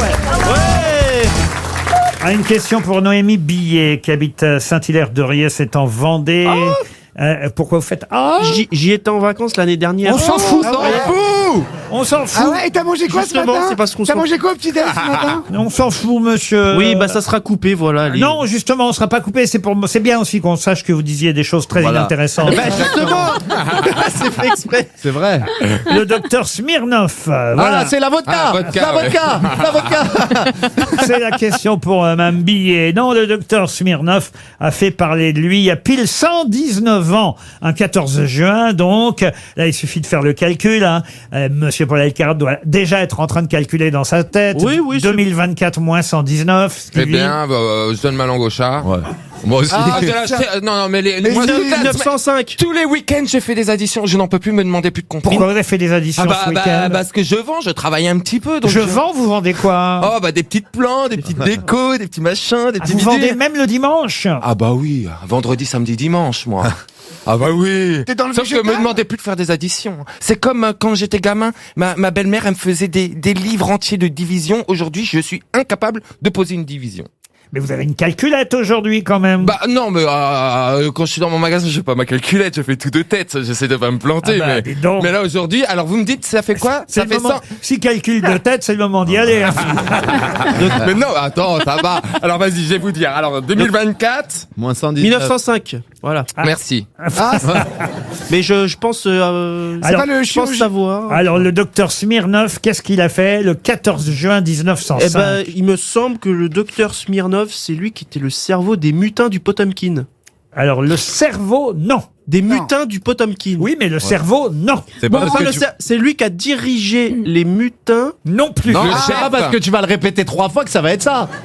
T'as un rapport avec la mutinerie du Potemkin. Ça oui. C'est sûr et certain. Il y a mis Smirnov, fin. il a un lien avec ça. Bah, il y a deux choses. Il a empoisonné le commandant, peut-être. Ah, non, mais on se rapproche. Il l'a tué ou... Alors, Moi, Donc, je connais c'est le un- Chevalier Potemkin, c'est un film, et je connais Smirnov, pas c'est le la vodka. chevalier, c'est le cuirassé. Bon, on n'est pas loin, on est pas... C'est le cuirassé. Ah, je veux pas passer pour un idiot dans C'est cette un émission. bateau. Non, mais il sait pas Alors ce que là, c'est trop tard. Et c'est surtout un très grand réalisateur Oui, qui s'appelle Eisenstein. D'accord, Merci. on le sait. Heisenberg. Pardon, c'est quoi la question La Laurent question, c'est qu'a fait le docteur Smirnov? Ah, il a coupé la jambe à quelqu'un? Non, le docteur Smirnov, effectivement, c'est un peu à cause de lui qu'il y a eu cette mutinerie du cuirassé Potemkin. Parce qu'il était bourré. Mais non. Il a refusé de soigner quelqu'un. Non plus. Il a refusé de donner à manger. Alors non, justement. Il a trop donné à manger. Qu'est-ce qu'il faisait? Il a donné à boire. Qu'est-ce qu'il pouvait bien faire le docteur Smirnov? Il a drogué De les la gens, il a vodka, drogué. de la Il vodka. pouvait s'occuper de la santé des matelots. Alors pour quelle raison y a-t-il eu une mutinerie sur le Potemkin? Parce qu'ils étaient raides, Parce ronds. qu'il voulait pas soigner les... Non, non, non. Parce qu'il les a intoxiqués avec de la vodka. Non, non. Il les a mal fait de boire. mer. Il les a fait boire. Non. Pour quelle raison y a-t-il eu une mutinerie? Parce que le bateau coulait. Parce qu'ils n'ont pas été payés. Ils avaient faim. plus. Non, parce que Ils avaient faim. Alors ça, ils avaient faim. Smirnov, qu'est-ce qu'il a pu faire Mais c'est lui qui a dit. Soyons intelligents. Regarde ce qu'il y a sur la bouteille de vodka Smirnov. Oui. Il était bien- du côté des mutins ou pas? Oui. Non, justement. justement. Les mutins du Père Noël. Attendez. Oh là là. Et on le fait venir pour ses blagues. Mais Il a vraiment. organisé un banquet et il leur a rien filé. Mais non, mais non. Bah, parlez, pardon. On peut plus. vous comprenez que- Parlez-nous, Laurent, parlez-nous. Alors, c'est une histoire quand même très connue, l'histoire de la mutinerie Bah du oui, cuirassé c'est connu. Potemkin, quand on connaît l'histoire. Et quand même, j'ai au moins une personne ici qui la connaît, l'histoire. C'est vous, Bah oui, monsieur. c'est moi, mais je sais pas ce que vous voulez en fait. Alors, expliquez ce qui s'est passé ce jour-là. Mais en tout cas, ils étaient fatigués, ils étaient affamés et ça et du coup, ils en pouvaient plus aussi du capitaine qui était vraiment. Et ça a il donné- serrait la vis, quoi. Il était assez sévère en plus. Oui, mais c'est pas que ça. Il y a une parce que c'est dans chaque révolution, dans chaque Oui. manifestation, dans chaque mutinerie, il y a une raison bien précise. Oui, il y a une étincelle. Pardon. Une étincelle qui allume le feu. Absolument, Ariel. Bon. Ça, c'est la seule chose intelligente que vous ayez dite depuis 15h30. L'injustice. Le docteur Smirnov. Il était amoureux. Ils le avaient la dysenterie, il a refusé de les soigner. Mais non. Non, ils avaient faim, il a dû leur dire quelque chose qui les a révoltés. Alors, ils ont faim. Bon, Oui. on leur sert à manger. Bon, mais Et c'est pas bon. Et c'est pas frais. Il a plus de smecta. Il leur donne. C'est pour ça qu'on l'appelait pendant longtemps le docteur Smecta. Il leur a donné des vivres avariés. Exactement, c'est Ah bah lui oui. qui est chargé effectivement de savoir si les vivres qu'on va voilà. donner C'est ça. à l'équipage sont bonnes ou pas.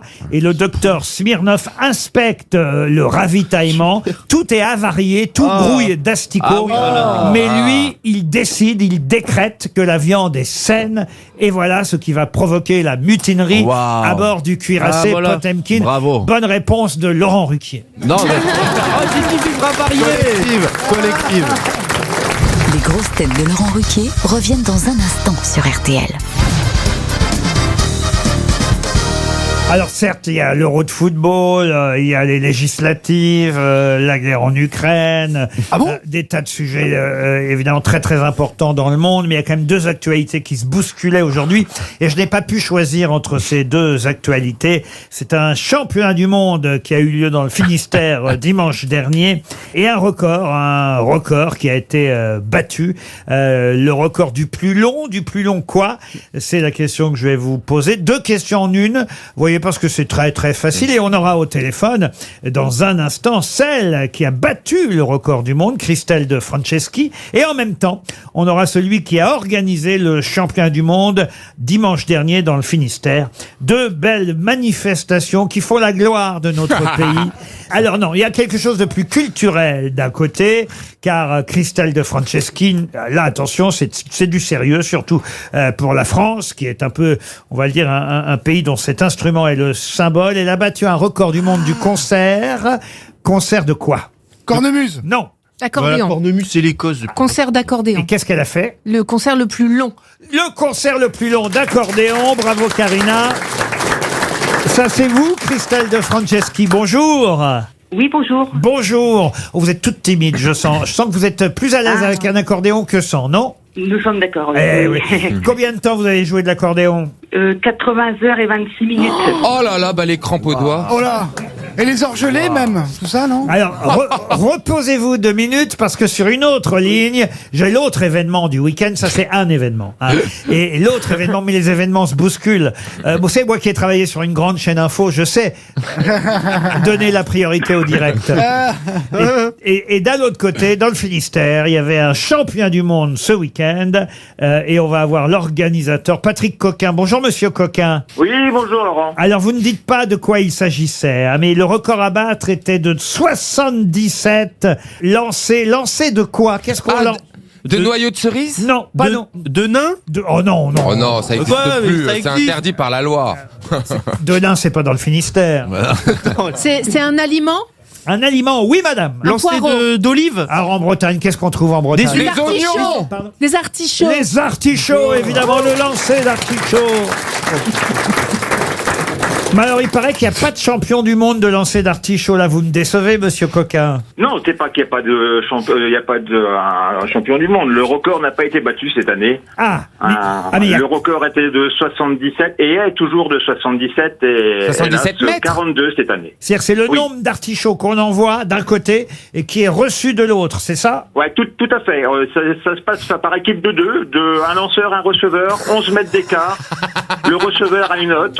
Ils ont 1 minute pour lancer le maximum d'artichauts dans la hotte. Et on compte celui qui a le plus gagne. Il faut quand même viser une hotte, c'est ça? Non, il faut. Ouais, il faut attraper l'artichaut et le renvoyer. Monsieur Coquin, je vais vous demander de nous répondre dans un instant, mais est-ce que pendant que monsieur Coquin répond, je peux demander à mademoiselle Christelle de Franceschi de jouer de l'accordéon pendant ce temps-là? C'est possible, Christelle? Christelle, vous avez votre accordéon près de vous, Christelle? Non, malheureusement, non, je n'ai pas d'accordéon. Pourquoi vous avez dit oui alors comment ça, vous n'avez pas d'accordéon? Alors vous êtes capable de jouer pendant je sais pas combien de temps là, et puis alors, d'un seul coup vous abandonnez l'accordéon au bord de l'autoroute?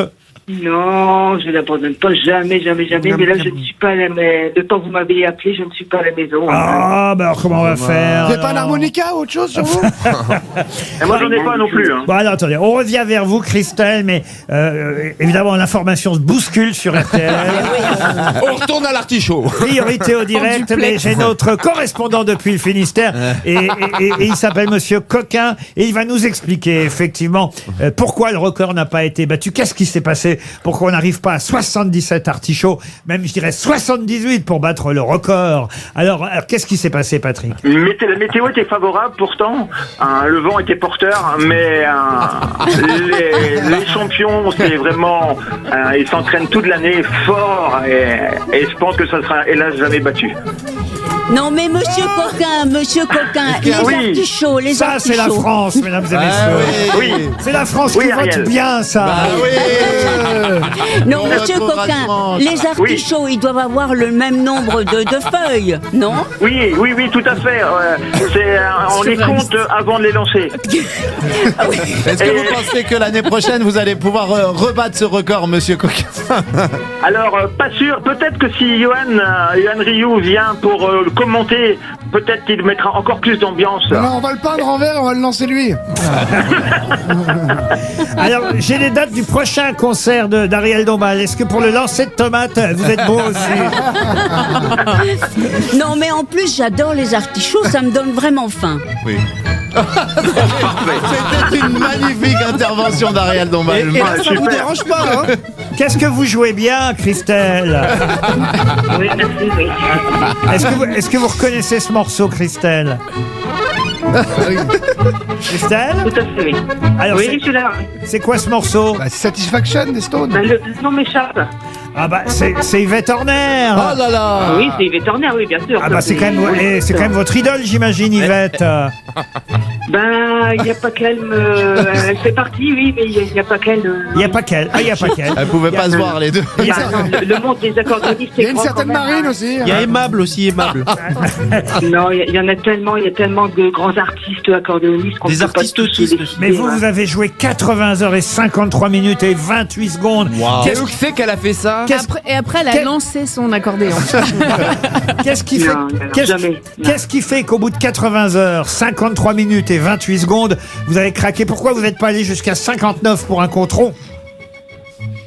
Non, bah écoutez, je vais normalement aller jusqu'à 100 heures. Ah oui, vous avez craqué avant. alors. Et bon, le règlement du Guinness est très strict et on n'avait plus assez de personnel, ça ne suivait plus derrière. Donc, Ah, les gens en avaient marre, ils sont partis. Non, c'est pas ça, pas du tout. Non, pas du tout. C'est sûr, les gens, ils en peuvent plus. C'est vrai que les gens doivent noter. Il y avait 80 heures. C'est vrai que je les comprends, les gars du Guinness. Tous les week-ends. J'avais jamais pensé à ça, mais c'est vrai que les types du Guinness, tous les week-ends, ils sont là, et au bout de 80 heures. Tu sais, on leur Ils donne... Non, c'est un roulement, donc. Ils sortaient du record du monde de trombone. J'en pouvais plus. Hein. Ils roulent, ils tournent, vous voulez dire. C'est pas les mêmes qui restent pendant 80 heures. Ils se Non, au maximum, il reste 4 heures. Donc, oh les feignants, C'est oh les déjà bien. paresseux. Les 80 heures, c'est pas... En tout cas, on va vous féliciter, vous, puis on espère évidemment que Monsieur Coquin trouvera un nouveau recordman pour l'année prochaine avec un lanceur de 77 artichauts. D'accord, Monsieur Coquin? Ah oui, Laurent, on va espérer le possible. Juste une petite demande. J'aimerais profiter de l'antenne pour remercier tous les bénévoles qui sont investis pour y compris les artichauts dans la gueule pendant tout le week-end. Ouais, voilà, tout à fait. Et ainsi qu'Enora, Cécile, Mick et Anthony de la commune d'Invic qui nous font tout leur possible. On les applaudit, évidemment. Elle est réconfortante, cette France, Monsieur Ruquier. Elle fait du bien. Les grosses têtes sont à vos côtés jusqu'à 18h sur RTL.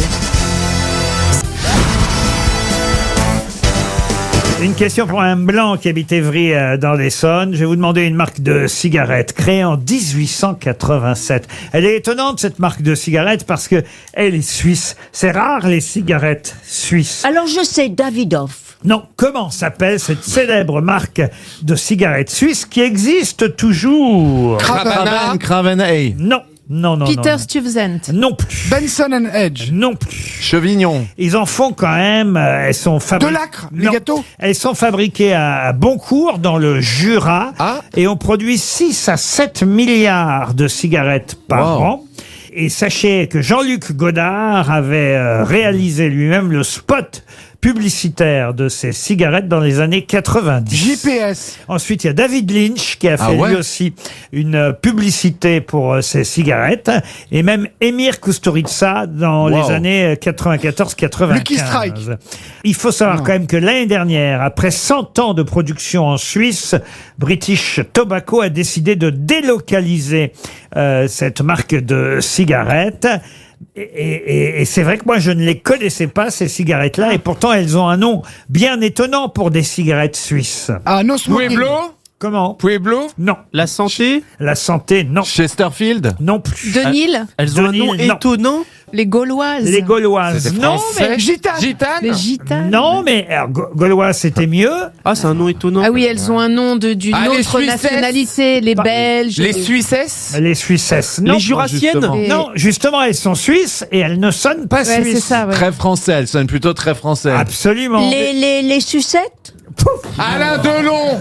Les Les Marseillaises. cigarettes Alain Delon. Enfin, les cigarettes Alain Delon sont pas nées en 1887. Vous avez raison. Vous avez raison. Petit détail, 1800, oui. Les Marseillaises. Est-ce qu'elles portent le nom Les Mais Marseillaises. pourquoi vous allez jusqu'à Marseille? Les Parisiennes. Les Parisiennes, évidemment. C'est vrai. Oh, c'est vrai. Et oui, les Parisiennes. Que c'est joli. Et qu'est-ce qu'elles ont? Est-ce qu'elles sont multicolores? Alors, je ne sais pas si elles sont multicolores, les Parisiennes. On embrasse qui On en trouve au bureau de tabac. Ça veut dire que si on veut un paquet de parisiennes, on nous les donne. Si vous voulez un paquet de Parisiennes, vous allez dans la rue, vous allez en trouver déjà. mais effectivement, les Parisiennes, c'est une marque suisse de cigarettes qui existe depuis la fin du 19e siècle. Est-ce que Godard en fumait, du coup? Je sais pas si Godard en fume. Mais comment vous voulez que je Mais non, sache mais si vous me parliez en de fume? Godard. Mais non, c'est ce que sont les réalisateurs. On leur donne un pognon. Ils sont prêts à filmer n'importe quoi. Des cigarettes, du papier chiotte, du Tampax. Même des actrices, alors, tu vois. Même Gérard Junior, parfois. Non, mais enfin, franchement. Mais je pose la Tu question. crois que parce qu'il là-dessous, elle avait les fumait. vérandas, Chantal Enfin, je veux dire. Mais il est franco-suisse et il fumait, je me pose la question. Oui, d'accord. Mais posez-la chez vous quand vous rentrez. Ah bon, qui me répond chez moi, je suis tout seul. Rappelle-moi à ce moment-là, quand t'es chez toi, t'as une certainement pas, mauvaise question, tu m'appelles. Certainement pas.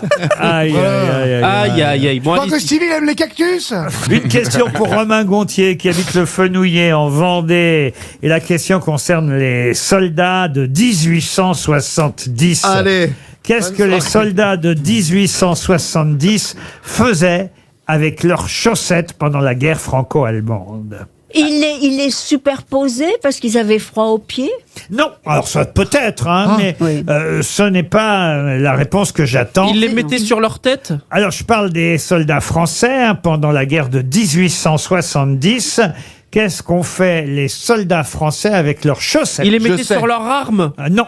Des drapeaux blancs. Des drapeaux. Ah, ils avaient des chaussettes tricolores, comme le slip français en fait. Voilà, c'est ça. Ça date de cette époque. Vous pensez qu'il est Quand Il tu faisait- me parles comme ça, je pense que c'est une mauvaise réponse. Il faisait des colis qu'ils envoyaient entre les tranchées. Ah non non, ils les gardaient leurs chaussettes. Mais que faisait-il Mais avec oui, leurs j'ai chaussettes? entendu. Les gardaient sur leurs pieds ou ils les mettaient ailleurs Non non non non non. Les chaussettes, non, quoi. putain, ils faisaient. Non, quoi Ils les mettaient Ils les ailleurs. gardaient au sec. Non, ils Pour- s'en servaient de gants. De gants, non plus. Non. Ils les mettaient quelque part. Ah, il les mettait quelque part. Ah ben, il les remettait à leurs pieds, ça c'est sûr. Oui. Mais, Mais pas, avant mais pas seulement. C'était un pot de chambre. Non, non plus. Ah bah, ils vont pas les remettre Ils à leur s'en Je sais servaient. pas, à quoi on dégueulasse. cherche. Ils s'en servaient pour se nourrir ou pour se faire une boisson. Ah, bravo Karina. Ils mettaient du café. Ah, la soupe. Excellente réponse de Karina Marimon. D'où Un jus de Bravo. d'où l'expression le jus de chaussette. Oui, exactement. Et oui, ils faisaient du café avec leurs chaussettes, d'où l'expression jus de chaussette. Ça vient de là, ça vient de la guerre franco-allemande de 1870. Et ils passaient parce qu'ils n'avaient pas de quoi faire du café. Il n'y avait pas de machine à café, il n'y avait pas, Il y avait pas de filtre. Pas de filtre. Non, il fallait déjà écraser le grain. D'accord, Harry, d'accord. Eh bien, je peux vous dire qu'ils écrasaient le grain avec oui. la crosse de leur fusil. Bah oui. Ah oui. Et voilà comment ils faisaient leur café. Effectivement, les grains de café étaient mis dans des grandes bassines en fer, écrasés avec la crosse des fusils et recouverts d'eau bouillante. Effectivement, comme ils n'avaient pas de cafetière pour filtrer leur boisson préférée, le café, eh bien, ils trouvaient cette solution de remplacement, utiliser leurs chaussettes. Le résultat n'était pas forcément très ragoûtant. Voilà pourquoi l'expression jus de chaussette Ça vient de est là. restée, monsieur. Bah, à la guerre Toen. comme à la guerre, hein. Quoi hein À la guerre comme à la guerre, sur le front. Oh, l'autre comme s'il était allé à la guerre. Ouais, non, mais je peux comprendre. L'autre, il a fait le loft il y a 20 ans. Et il nous dit à la guerre comme à la guerre. Ah, mais détrompez-vous, mon cher Laurent, parce que j'ai eu des grands-parents qui m'ont raconté ça pendant des heures et des heures. Ah oui, ah oui. Donc, la guerre, je sais ce que c'est par mes grands-parents. Ma grand-mère se jetait dans les fossés quand ça a été bombardé. Ben non, Mais mais, non. c'est vrai. Mais alors côté c'est allemand, vrai. quoi, côté Faut pas allemand pousser grand-mère dans les orties. Non, mais vous rigolez, mais c'est vrai. C'est vrai, puis ils ont quitté, ils ont fui aussi le domicile, ils sont partis. J'ai passé des heures à parler de ça avec ma grand-mère. C'est pas vrai. Mais Arrêtez, si, vous allez me mais- faire non mais pleurer. c'est vrai, parce qu'on a l'impression que tous les jeunes sont complètement déphasés, mais non, je connais la Bah, tu réalité. les plus jeunes en même Oui, temps. Mais voilà. Évidemment, je suis plus jeune. Mais ça je te parle, j'avais 15-20. Ouais. Mais vous l'avez sorti du fossé depuis quand même. T'étais pas. Non mais Donc tu sais pour mais non, qui mais ça voter, fait dis-moi. drôle parce qu'on peut pas s'imaginer ça en fait. Mais là, je vous parle pas du café grand-mère, je vous parle Oui. du jus de chaussette. Dans un instant, retour des grosses têtes sur RTL. Jusqu'à 18h, Laurent Ruquier, ses grosses têtes, on va retrouver Sébastien Toen, Karina Marimon, Max Boublil, Ariel Dombal, Paul Elkarat et Stevie Boulet. Oh, une question mythologique pour Bruno Declercq qui habite Paris 20e. Quel était le nom des parents d'Oedipe? Oh, facile. Jocaste et Laerte. Jocaste et Laios, pardon. Jocaste et Laios ou Laius. Non, tu te trompes. Non, c'est pas ça. C'est une bonne réponse Oui. de Paul Elkarat. Bravo. On connaît mieux le nom de la maman Jocaste. Oui, Moins- avec laquelle parce que le père il l'a tué en le rencontrant sur la route qui mène à c'était où déjà, à Thèbes. À Thèbes. Et le Jocaste, il a, comme tout le monde sait, il a accouché avec, Enfin, il tout a le eu monde des enfants. sait, non, soyez pas trop présomptueux. Il y a que toi, Paul. Mais non, Tout le monde ne sait pas, et effectivement, la maman, en tout cas, d'Oedipe, c'est bien Jocaste. Et le papa, c'est de là d'où vient le nom Laïus. Le Laïus, d'ailleurs, oui. effectivement, de Laios ou Laïus. Imaginez le discours de Laïus. Interminable. Ça a été, en fait, comme ça qu'est né ce mot Laïus, venant du nom du père d'Oedipe, parce qu'en 1804, au concours d'entrée à l'école polytechnique, on avait demandé aux élèves qui passaient l'examen de polytechnique d'imaginer le discours de Laïus, c'est-à-dire le discours du père d'Oedipe. Et c'est là qu'est restée l'expression un laïus, c'est-à-dire un discours interminable et ennuyeux. Interminable, ennuyeux. Et effectivement, c'est tout simplement parce que c'était un sujet de concours d'entrée à Polytechnique, et Laios ou Laïus est devenu un discours plutôt que le nom du papa d'Oedipe. Belle réponse de Paul Elkarat. C'est le nom d'un pays que je vais vous demander maintenant pour Elisabeth Chemla qui habitait Cuisse dans le Pas-de-Calais. Et Mme Chemla a une chance de gagner un chèque RTL. Non, c'est un pays né au XIIIe siècle et dont on ne sait pas exactement où il se trouve, curieusement. Ah bon? Alors, est-ce que ce ne serait pas l'Eldorado? Non, ce n'est pas l'Eldorado, mais on n'est pas loin. Ah, le trou du cul. Atlantis. Et c'est d'ailleurs, c'est Atlantis. vrai, un pays qui ressurgit dans beaucoup d'articles en ce moment à propos des élections, d'ailleurs. Libertalia? Non. Et c'est vrai que quand vous m'avez dit Eldorado, cher Ariel, Oui. vous avez mis le doigt dessus parce que ce n'est pas l'Eldorado, mais on n'est pas loin. Perpignan. Non. Non. Alors certains disent que c'est en Italie, d'autres au pays. Non. Certains chercheurs pensent que c'est du côté d'Albi, Carcassonne et Toulouse. Au diable Vauvert. Non, non, Mais non. oui, non. bien sûr. Et c'est un pays très célèbre qu'on nous ressort régulièrement. Cocagne? Cocagne. Bonne réponse de Paul Elkarat. Ah oui. Et pourquoi on le ressent en ce moment, Parce patron qu'en ce moment, on nous dit beaucoup dans certains articles que les Français se plaignent alors qu'ils ne se rendent pas compte qu'ils vivent dans un pays de cocagne. Eh oui, c'est une expression si voilà. t'avais un petit peu de littérature. Oui. C'est quoi le rapport? Il a eu pour une Et phrase de simple, je vais déplaire. vocabulaire. Attends, faut pas que je me trompe de mots, je vais parler comme ça, parce que... Non, mais ça veut dire qu'une corne d'abondance. Oui, n'exagérons rien non plus, mais... C'est déversé sur la Voilà. France qu'on est un pays quand même Bien sûr. De extraordinairement petits bourgeois, doté. jamais contents. Non. Non, le pays de cocagne, pour moi, c'est en Espagne, parce que je l'ai déjà entendu plusieurs fois. Je l'ai lu aussi. Mais non, on ne sait pas. On sait pas. Mais il y a plus de versions en Espagne pour moi. J'ai fait toutes les recherches ce matin. J'ai passé 3 heures là-dessus. Alors, c'est pas un petit. Vous aurez jamais les mêmes lectures que moi, de toute façon. Ah bon, pourquoi, monsieur Elkarat? Parce qu'il y a tellement de versions différentes. Moi, ce que je dis, c'est mon avis, qu'il y a eu plus de versions où c'est dit en Espagne, pays de cocagne, que j'ai lu moi. Après, peut-être vous avez eu d'autres versions, d'autres lectures, etc. Chacun. Oui, tu mettras. Voilà, chacun a sa manière de considérer la chose, monsieur.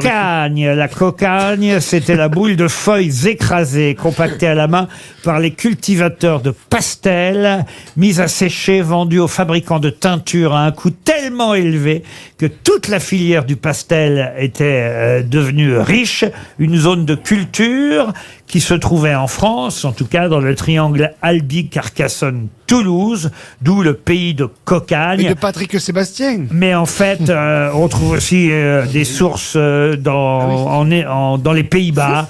On trouve des sources en Italie, le canton de Cucagna. Chacun a sa version, en fait, des origines du pays de cocagne. Voilà pourquoi je ne veux pas vous décevoir, monsieur Paul Elkarat. C'est vrai que je fais un sondage, je suis sûr que tout le monde a sa version. Ah bah voilà. Ah oui, Eh ben, tiens, allez-y maintenant. Tout le monde n'a pas une version, mais ouais, d'accord. J'ai une autre question pour David Guinet. Monsieur Guinet habite Uncourt dans le Val d'Oise. Et je vais vous demander comment on appelle un indicateur de police qui peut aussi être un chapeau. Un gendarme. Un cousin. Un gendarme. Un cousin, non. Une balance. Une balance, Un non. poucave. Un poucave. Non plus. Une hirondelle. Une hirondelle, C'est non. pas un chapeau. Un indicateur de police, un indique, si vous Une préférez, paire de melons. qui est à la fois un chapeau, Un rat. comment vous dites? Un rat. Un rat. Ah ouais, gros chapeau, le rat. Un béret. Un béret, non. Béret Bastille. Une coiffe. Non, mais on cherche le Un nom. bob, un bob. Non. On cherche le chapeau ou le nom du policier. Bah, les deux. Les deux. Les deux. Non. Un Borsalino. Les deux cocottes. C'est le principe de la question. Comment lui dire? Les deux. Un Borsalino. Qui lui parle? Mais Ariel, enfin. Alors un bob. Mais Ariel, un bob. Ariel, vous avez fait quoi, Ariel? Oui, Ariel, on sait pas fini. Ces derniers jours, vous semblez très fatigué, Ariel. Pas physiquement, car physiquement, vous êtes une princesse, une fleur Elle est sublime. fraîche comme c'est pas permis, mais intellectuellement, Merci. c'est un désastre. Non, intellectuellement, je suis grisée. Ah oui. D'être le jour du feu de la Saint-Jean. C'est-à-dire, comme je disais tout à l'heure, le solstice d'été, le jour où on est aussi le jour de Saint-Jean-Baptiste. Tout ça me monte à la tête. Voilà. C'est ce qu'on appelle un laïus, ce qu'elle vient de faire. C'est un bon exemple. Aïe, aïe, aïe, aïe, aïe. Alors. Moi qui pensais que c'était son mec qui était taré. Un sombrero, non. C'est pas un Borsalino. Un Borsalino, non, même si c'est aussi le titre d'un film, avec d'ailleurs Jean-Paul Belmondo. Ah. Eh oui, c'est le titre d'un film de Melville. C'est un chapeau et c'est aussi un indique. Un magnifique. Un doulos. Le doulos. Ah oui, joli. Bonne réponse de Paul Alcarat. Il est très fort. Bravo, Paul. Ah oui, là, bravo. Ne bougez pas. Laurent Ruquier et les grosses têtes reviennent dans un instant sur RTL.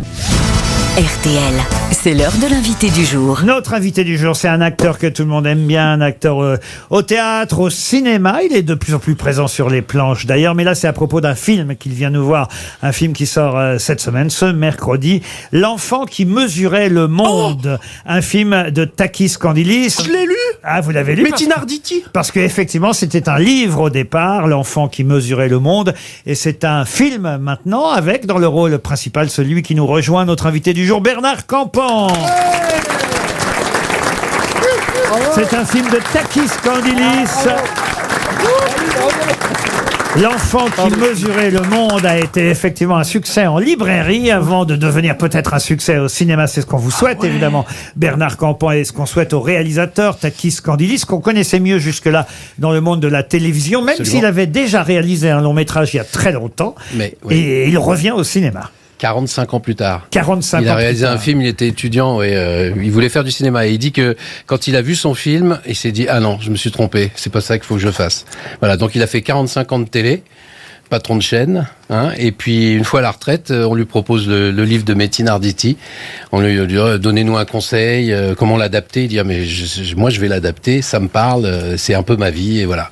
Il s'est retrouvé à réaliser un film, un autre film, ouais. Et c'est vous, le promoteur immobilier, qui va devoir se rendre en Grèce parce qu'il apprend que sa fille, décidément, aujourd'hui, on a deux, le livre du jour, c'était ça aussi, un papa qui apprend que sa fille est décédée à l'étranger, il l'a pas vue depuis longtemps. Bah, vous, c'est pareil, dans ce film, votre fille vient de mourir en Grèce, sur une île, et vous allez vous rendre sur place, et vous allez apprendre surtout qu'elle a eu un enfant, un fils, vous allez vous découvrir grand-père.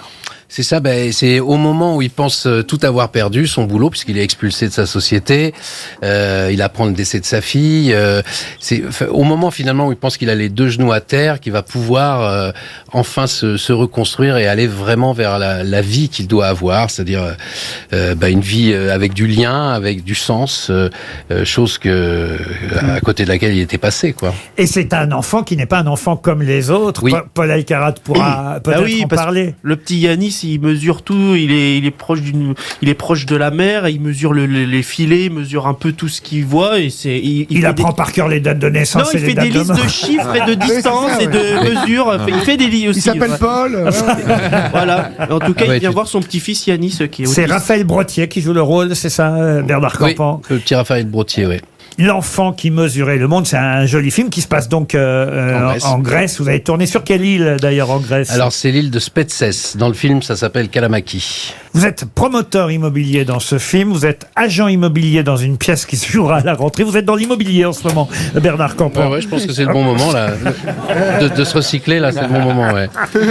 Alors en plus, agent immobilier convoqué à l'hôpital, ce sera au théâtre Antoine. J'en dis quelques mots quand même parce que c'est une pièce importante de Sébastien Thierry. Il a toujours des idées folles, Sébastien bien. Thierry. Ça s'appelle Check-up et il vous envoie à l'hôpital, je dis vous, le personnage principal, évidemment, alors que, a priori, vous n'avez aucune raison d'être convoqué. Non, il arrive dans cet hôpital avec sa femme, il ne comprend pas pourquoi un médecin qu'il ne connaît pas lui demande de venir pour faire des tests alors qu'il n'a rien. Et alors le but, l'objectif, ça va être très vite de quitter cet hôpital. Le problème, c'est que personne ne laisse sortir. Donc c'est à la fois kafkaïen et très très drôle. Check-up à la rentrée au Théâtre Antoine, la nouvelle pièce de Sébastien Thierry, mise en scène par Jean-Louis Benoît, avec Bernard Campan. Et je disais que vous étiez de plus en plus présent sur les planches. C'est vrai, hein, ces dernières années, vous aimez ça. J'ai dû commencer avec le syndrome de l'Écossais en 2015, par là, je crois. Et d'ailleurs, c'était déjà Jean-Louis Benoît, le metteur en scène. Oui, avec Jean-Louis Benoît. Non, c'est la 4e pièce. Voilà, un bon rythme, quoi. Alors on se demande quand est-ce que tu reviens avec les nuls, quoi. Ah, bonne question. J'ai pas la réponse. Il y a un film avec Riyad Satouf, quand même. Voilà, mais vas-y, je te laisse faire la promo. Non, mais je crois que c'est ça. Oui, c'est ça. Ben non, fais-nous rêver. Alors, il devrait se tourner, si tout va bien, on croise les doigts, l'été prochain. Là, on est sur une première version qui est déjà formidable, mais Riyad va retravailler encore et on espère tourner ce film là printemps-été prochain. Mais pour l'instant, l'actualité cinématographique de Bernard Campan, c'est L'enfant qui mesurait le monde, adapté du livre qui portait le même titre, d'où la réaction de notre camarade Paul Elkarat. J'ai rencontré l'auteur. Un film de Takis Kandilis, adapté du roman de Metin Arditi, qui joue d'ailleurs un petit rôle dans le film Metin Arditi. Il joue le rôle du pop. Voilà, pop grec, puisque ça se passe en Grèce. Et ça tombe bien, puisque voici le célèbre Nikos. Et oui, salut les loups. Et donc Bernard, fallait me dire que tu partais faire un film en Grèce. Tu sais que là-bas, je suis plus respecté que le président. Pas le président grec, plus respecté que le président français. En même temps, c'est pas dur. Monsieur Ciotti, tiens, il a que ça à faire de passer par chez nous, Éric Ciotti. Oui, bonjour, monsieur Campan. Dites, si l'enfant de votre film, au lieu de mesurer le monde, il m'avait mesuré moi, vous auriez fait un court-métrage. En plus, j'aurais pu jouer Passepartout qui a caché les clés pour empêcher tout le monde de rentrer. Marine Le Pen est là aussi. Oui, écoutez, juste pour dire, Bernard, que je prépare un remake de son film. Ça s'appelle L'enfant qui mesurait la France. C'est l'histoire du petit Jordan qui mesure la taille de sa place de parking à Matignon, la taille de son siège au Conseil des ministres, la taille de nos frontières. La seule chose qu'on n'autorise pas à mesurer, c'est la taille de la laisse entre son cou et ma main. Le pape François vient nous rendre visite. Buongiorno, le grosso tralopiteche. Bernardo Campano. On va éviter de parler de votre film au Vatican parce qu'un bambino qui mesure des trucs, ça pourrait donner des mauvaises idées à certains curés. Oh non. Chantal là-dessous, Chanchant. Alors comme ça, Bernard, dans le film, t'as un petit-fils autiste. Ben moi, dans la vraie vie, j'ai un petit-fils casse-couille. On échange, et Jean Lassalle vient d'arriver lui aussi dans nos studios. Monsieur Lassalle. Bon village de France. Monsieur, petit Roland de pâté, pardon. Alors, monsieur Campan, on m'a souvent dit, voyez-vous, Jean, va voir le sketch des chasseurs des inconnus, tu vas te reconnaître. Alors, j'ai regardé, je suis pas d'accord, c'est pas un sketch, c'est un documentaire. Mais je respecte beaucoup votre œuvre. Vous avez eu un Molière pour la dégustation, alors que moi j'ai juste eu une gueule de bois. Allez. On peut applaudir Marc-Antoine Lebré, évidemment. Bernard Campan à l'affiche de L'enfant qui mesurait le monde. Reste avec nous jusqu'à 18h. Dans un instant, ce sera la valise RTL. RTL, les grosses têtes, Laurent Ruquier.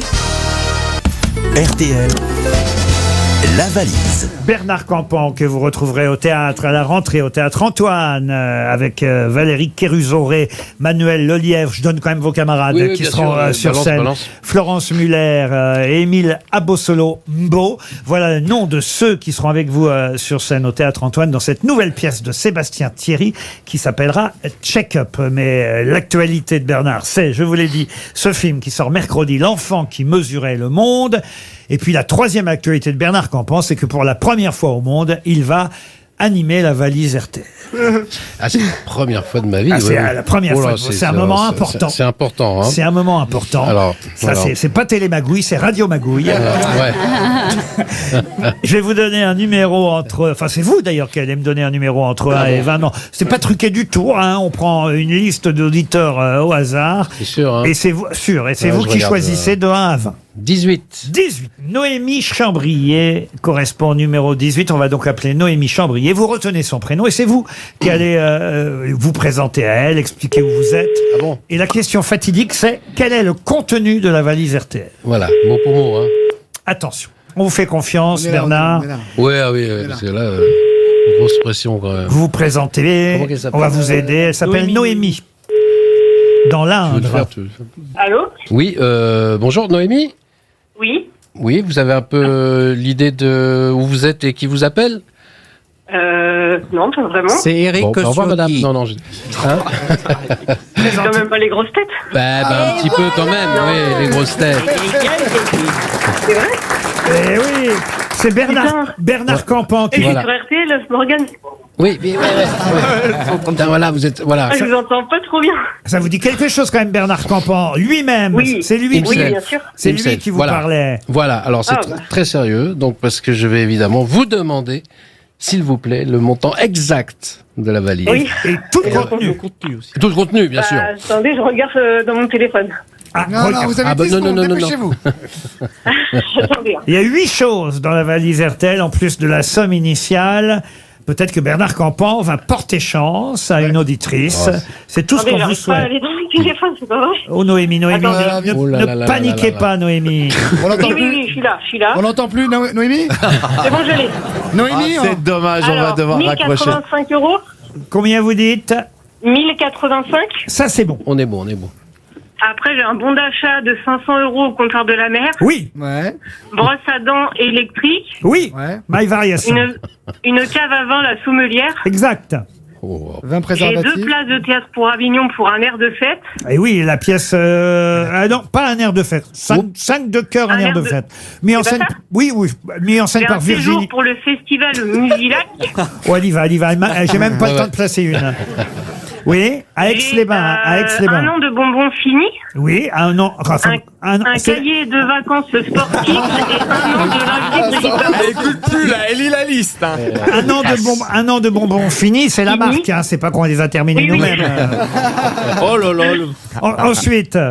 Eh ben, j'ai les lingeries Brigitte Bardot et un cahier de vacances sportifs. Signé Philippe Croison et Philippe Cavrivière. Oui, c'est ça. Je vais laisser à Bernard Campan le soin lui-même de vous annoncer que il me semble bien que vous avez gagné, c'est ça. Vous avez gagné la valise RTL. Ah, c'est super. Ah, c'est génial. Bah oui, vous avez l'air contente, Noémie. Hein. Ah bah oui, j'en tremble. Ah bah oui. C'est un copain à vous, j'en tremble. Non, parce que j'entends qu'il y a quelqu'un à côté de vous. À qui vous parliez? J'avais un collègue en plus qui écoute les grosses têtes régulièrement, donc. Très bien. Le collègue, vous allez pouvoir j'ai gagné la valise. Ah oui, j'en tremble. Vous allez pouvoir lui refiler les bonbons finis. Ah non, les bonbons, je les garde pour moi. J'en refile pas. Il rigole. Venir au travail avec des dessous de lingerie Brigitte Bardot. Voilà, mes collègues, ils vont être contents, je pense. Les inviter chez vous parce que désormais, vous aurez du vin dans une cave à vin, la Sommelière. Oh. Vous n'aviez pas besoin de brosse à dents, j'imagine que vous en avez déjà eu. J'en ai une quand même, oui, mais bon. Mais c'est un hobby. Mais celle-ci, elle est électrique, de chez My Variation. Un bon d'achat de 500 € chez Comptoir de la Mer.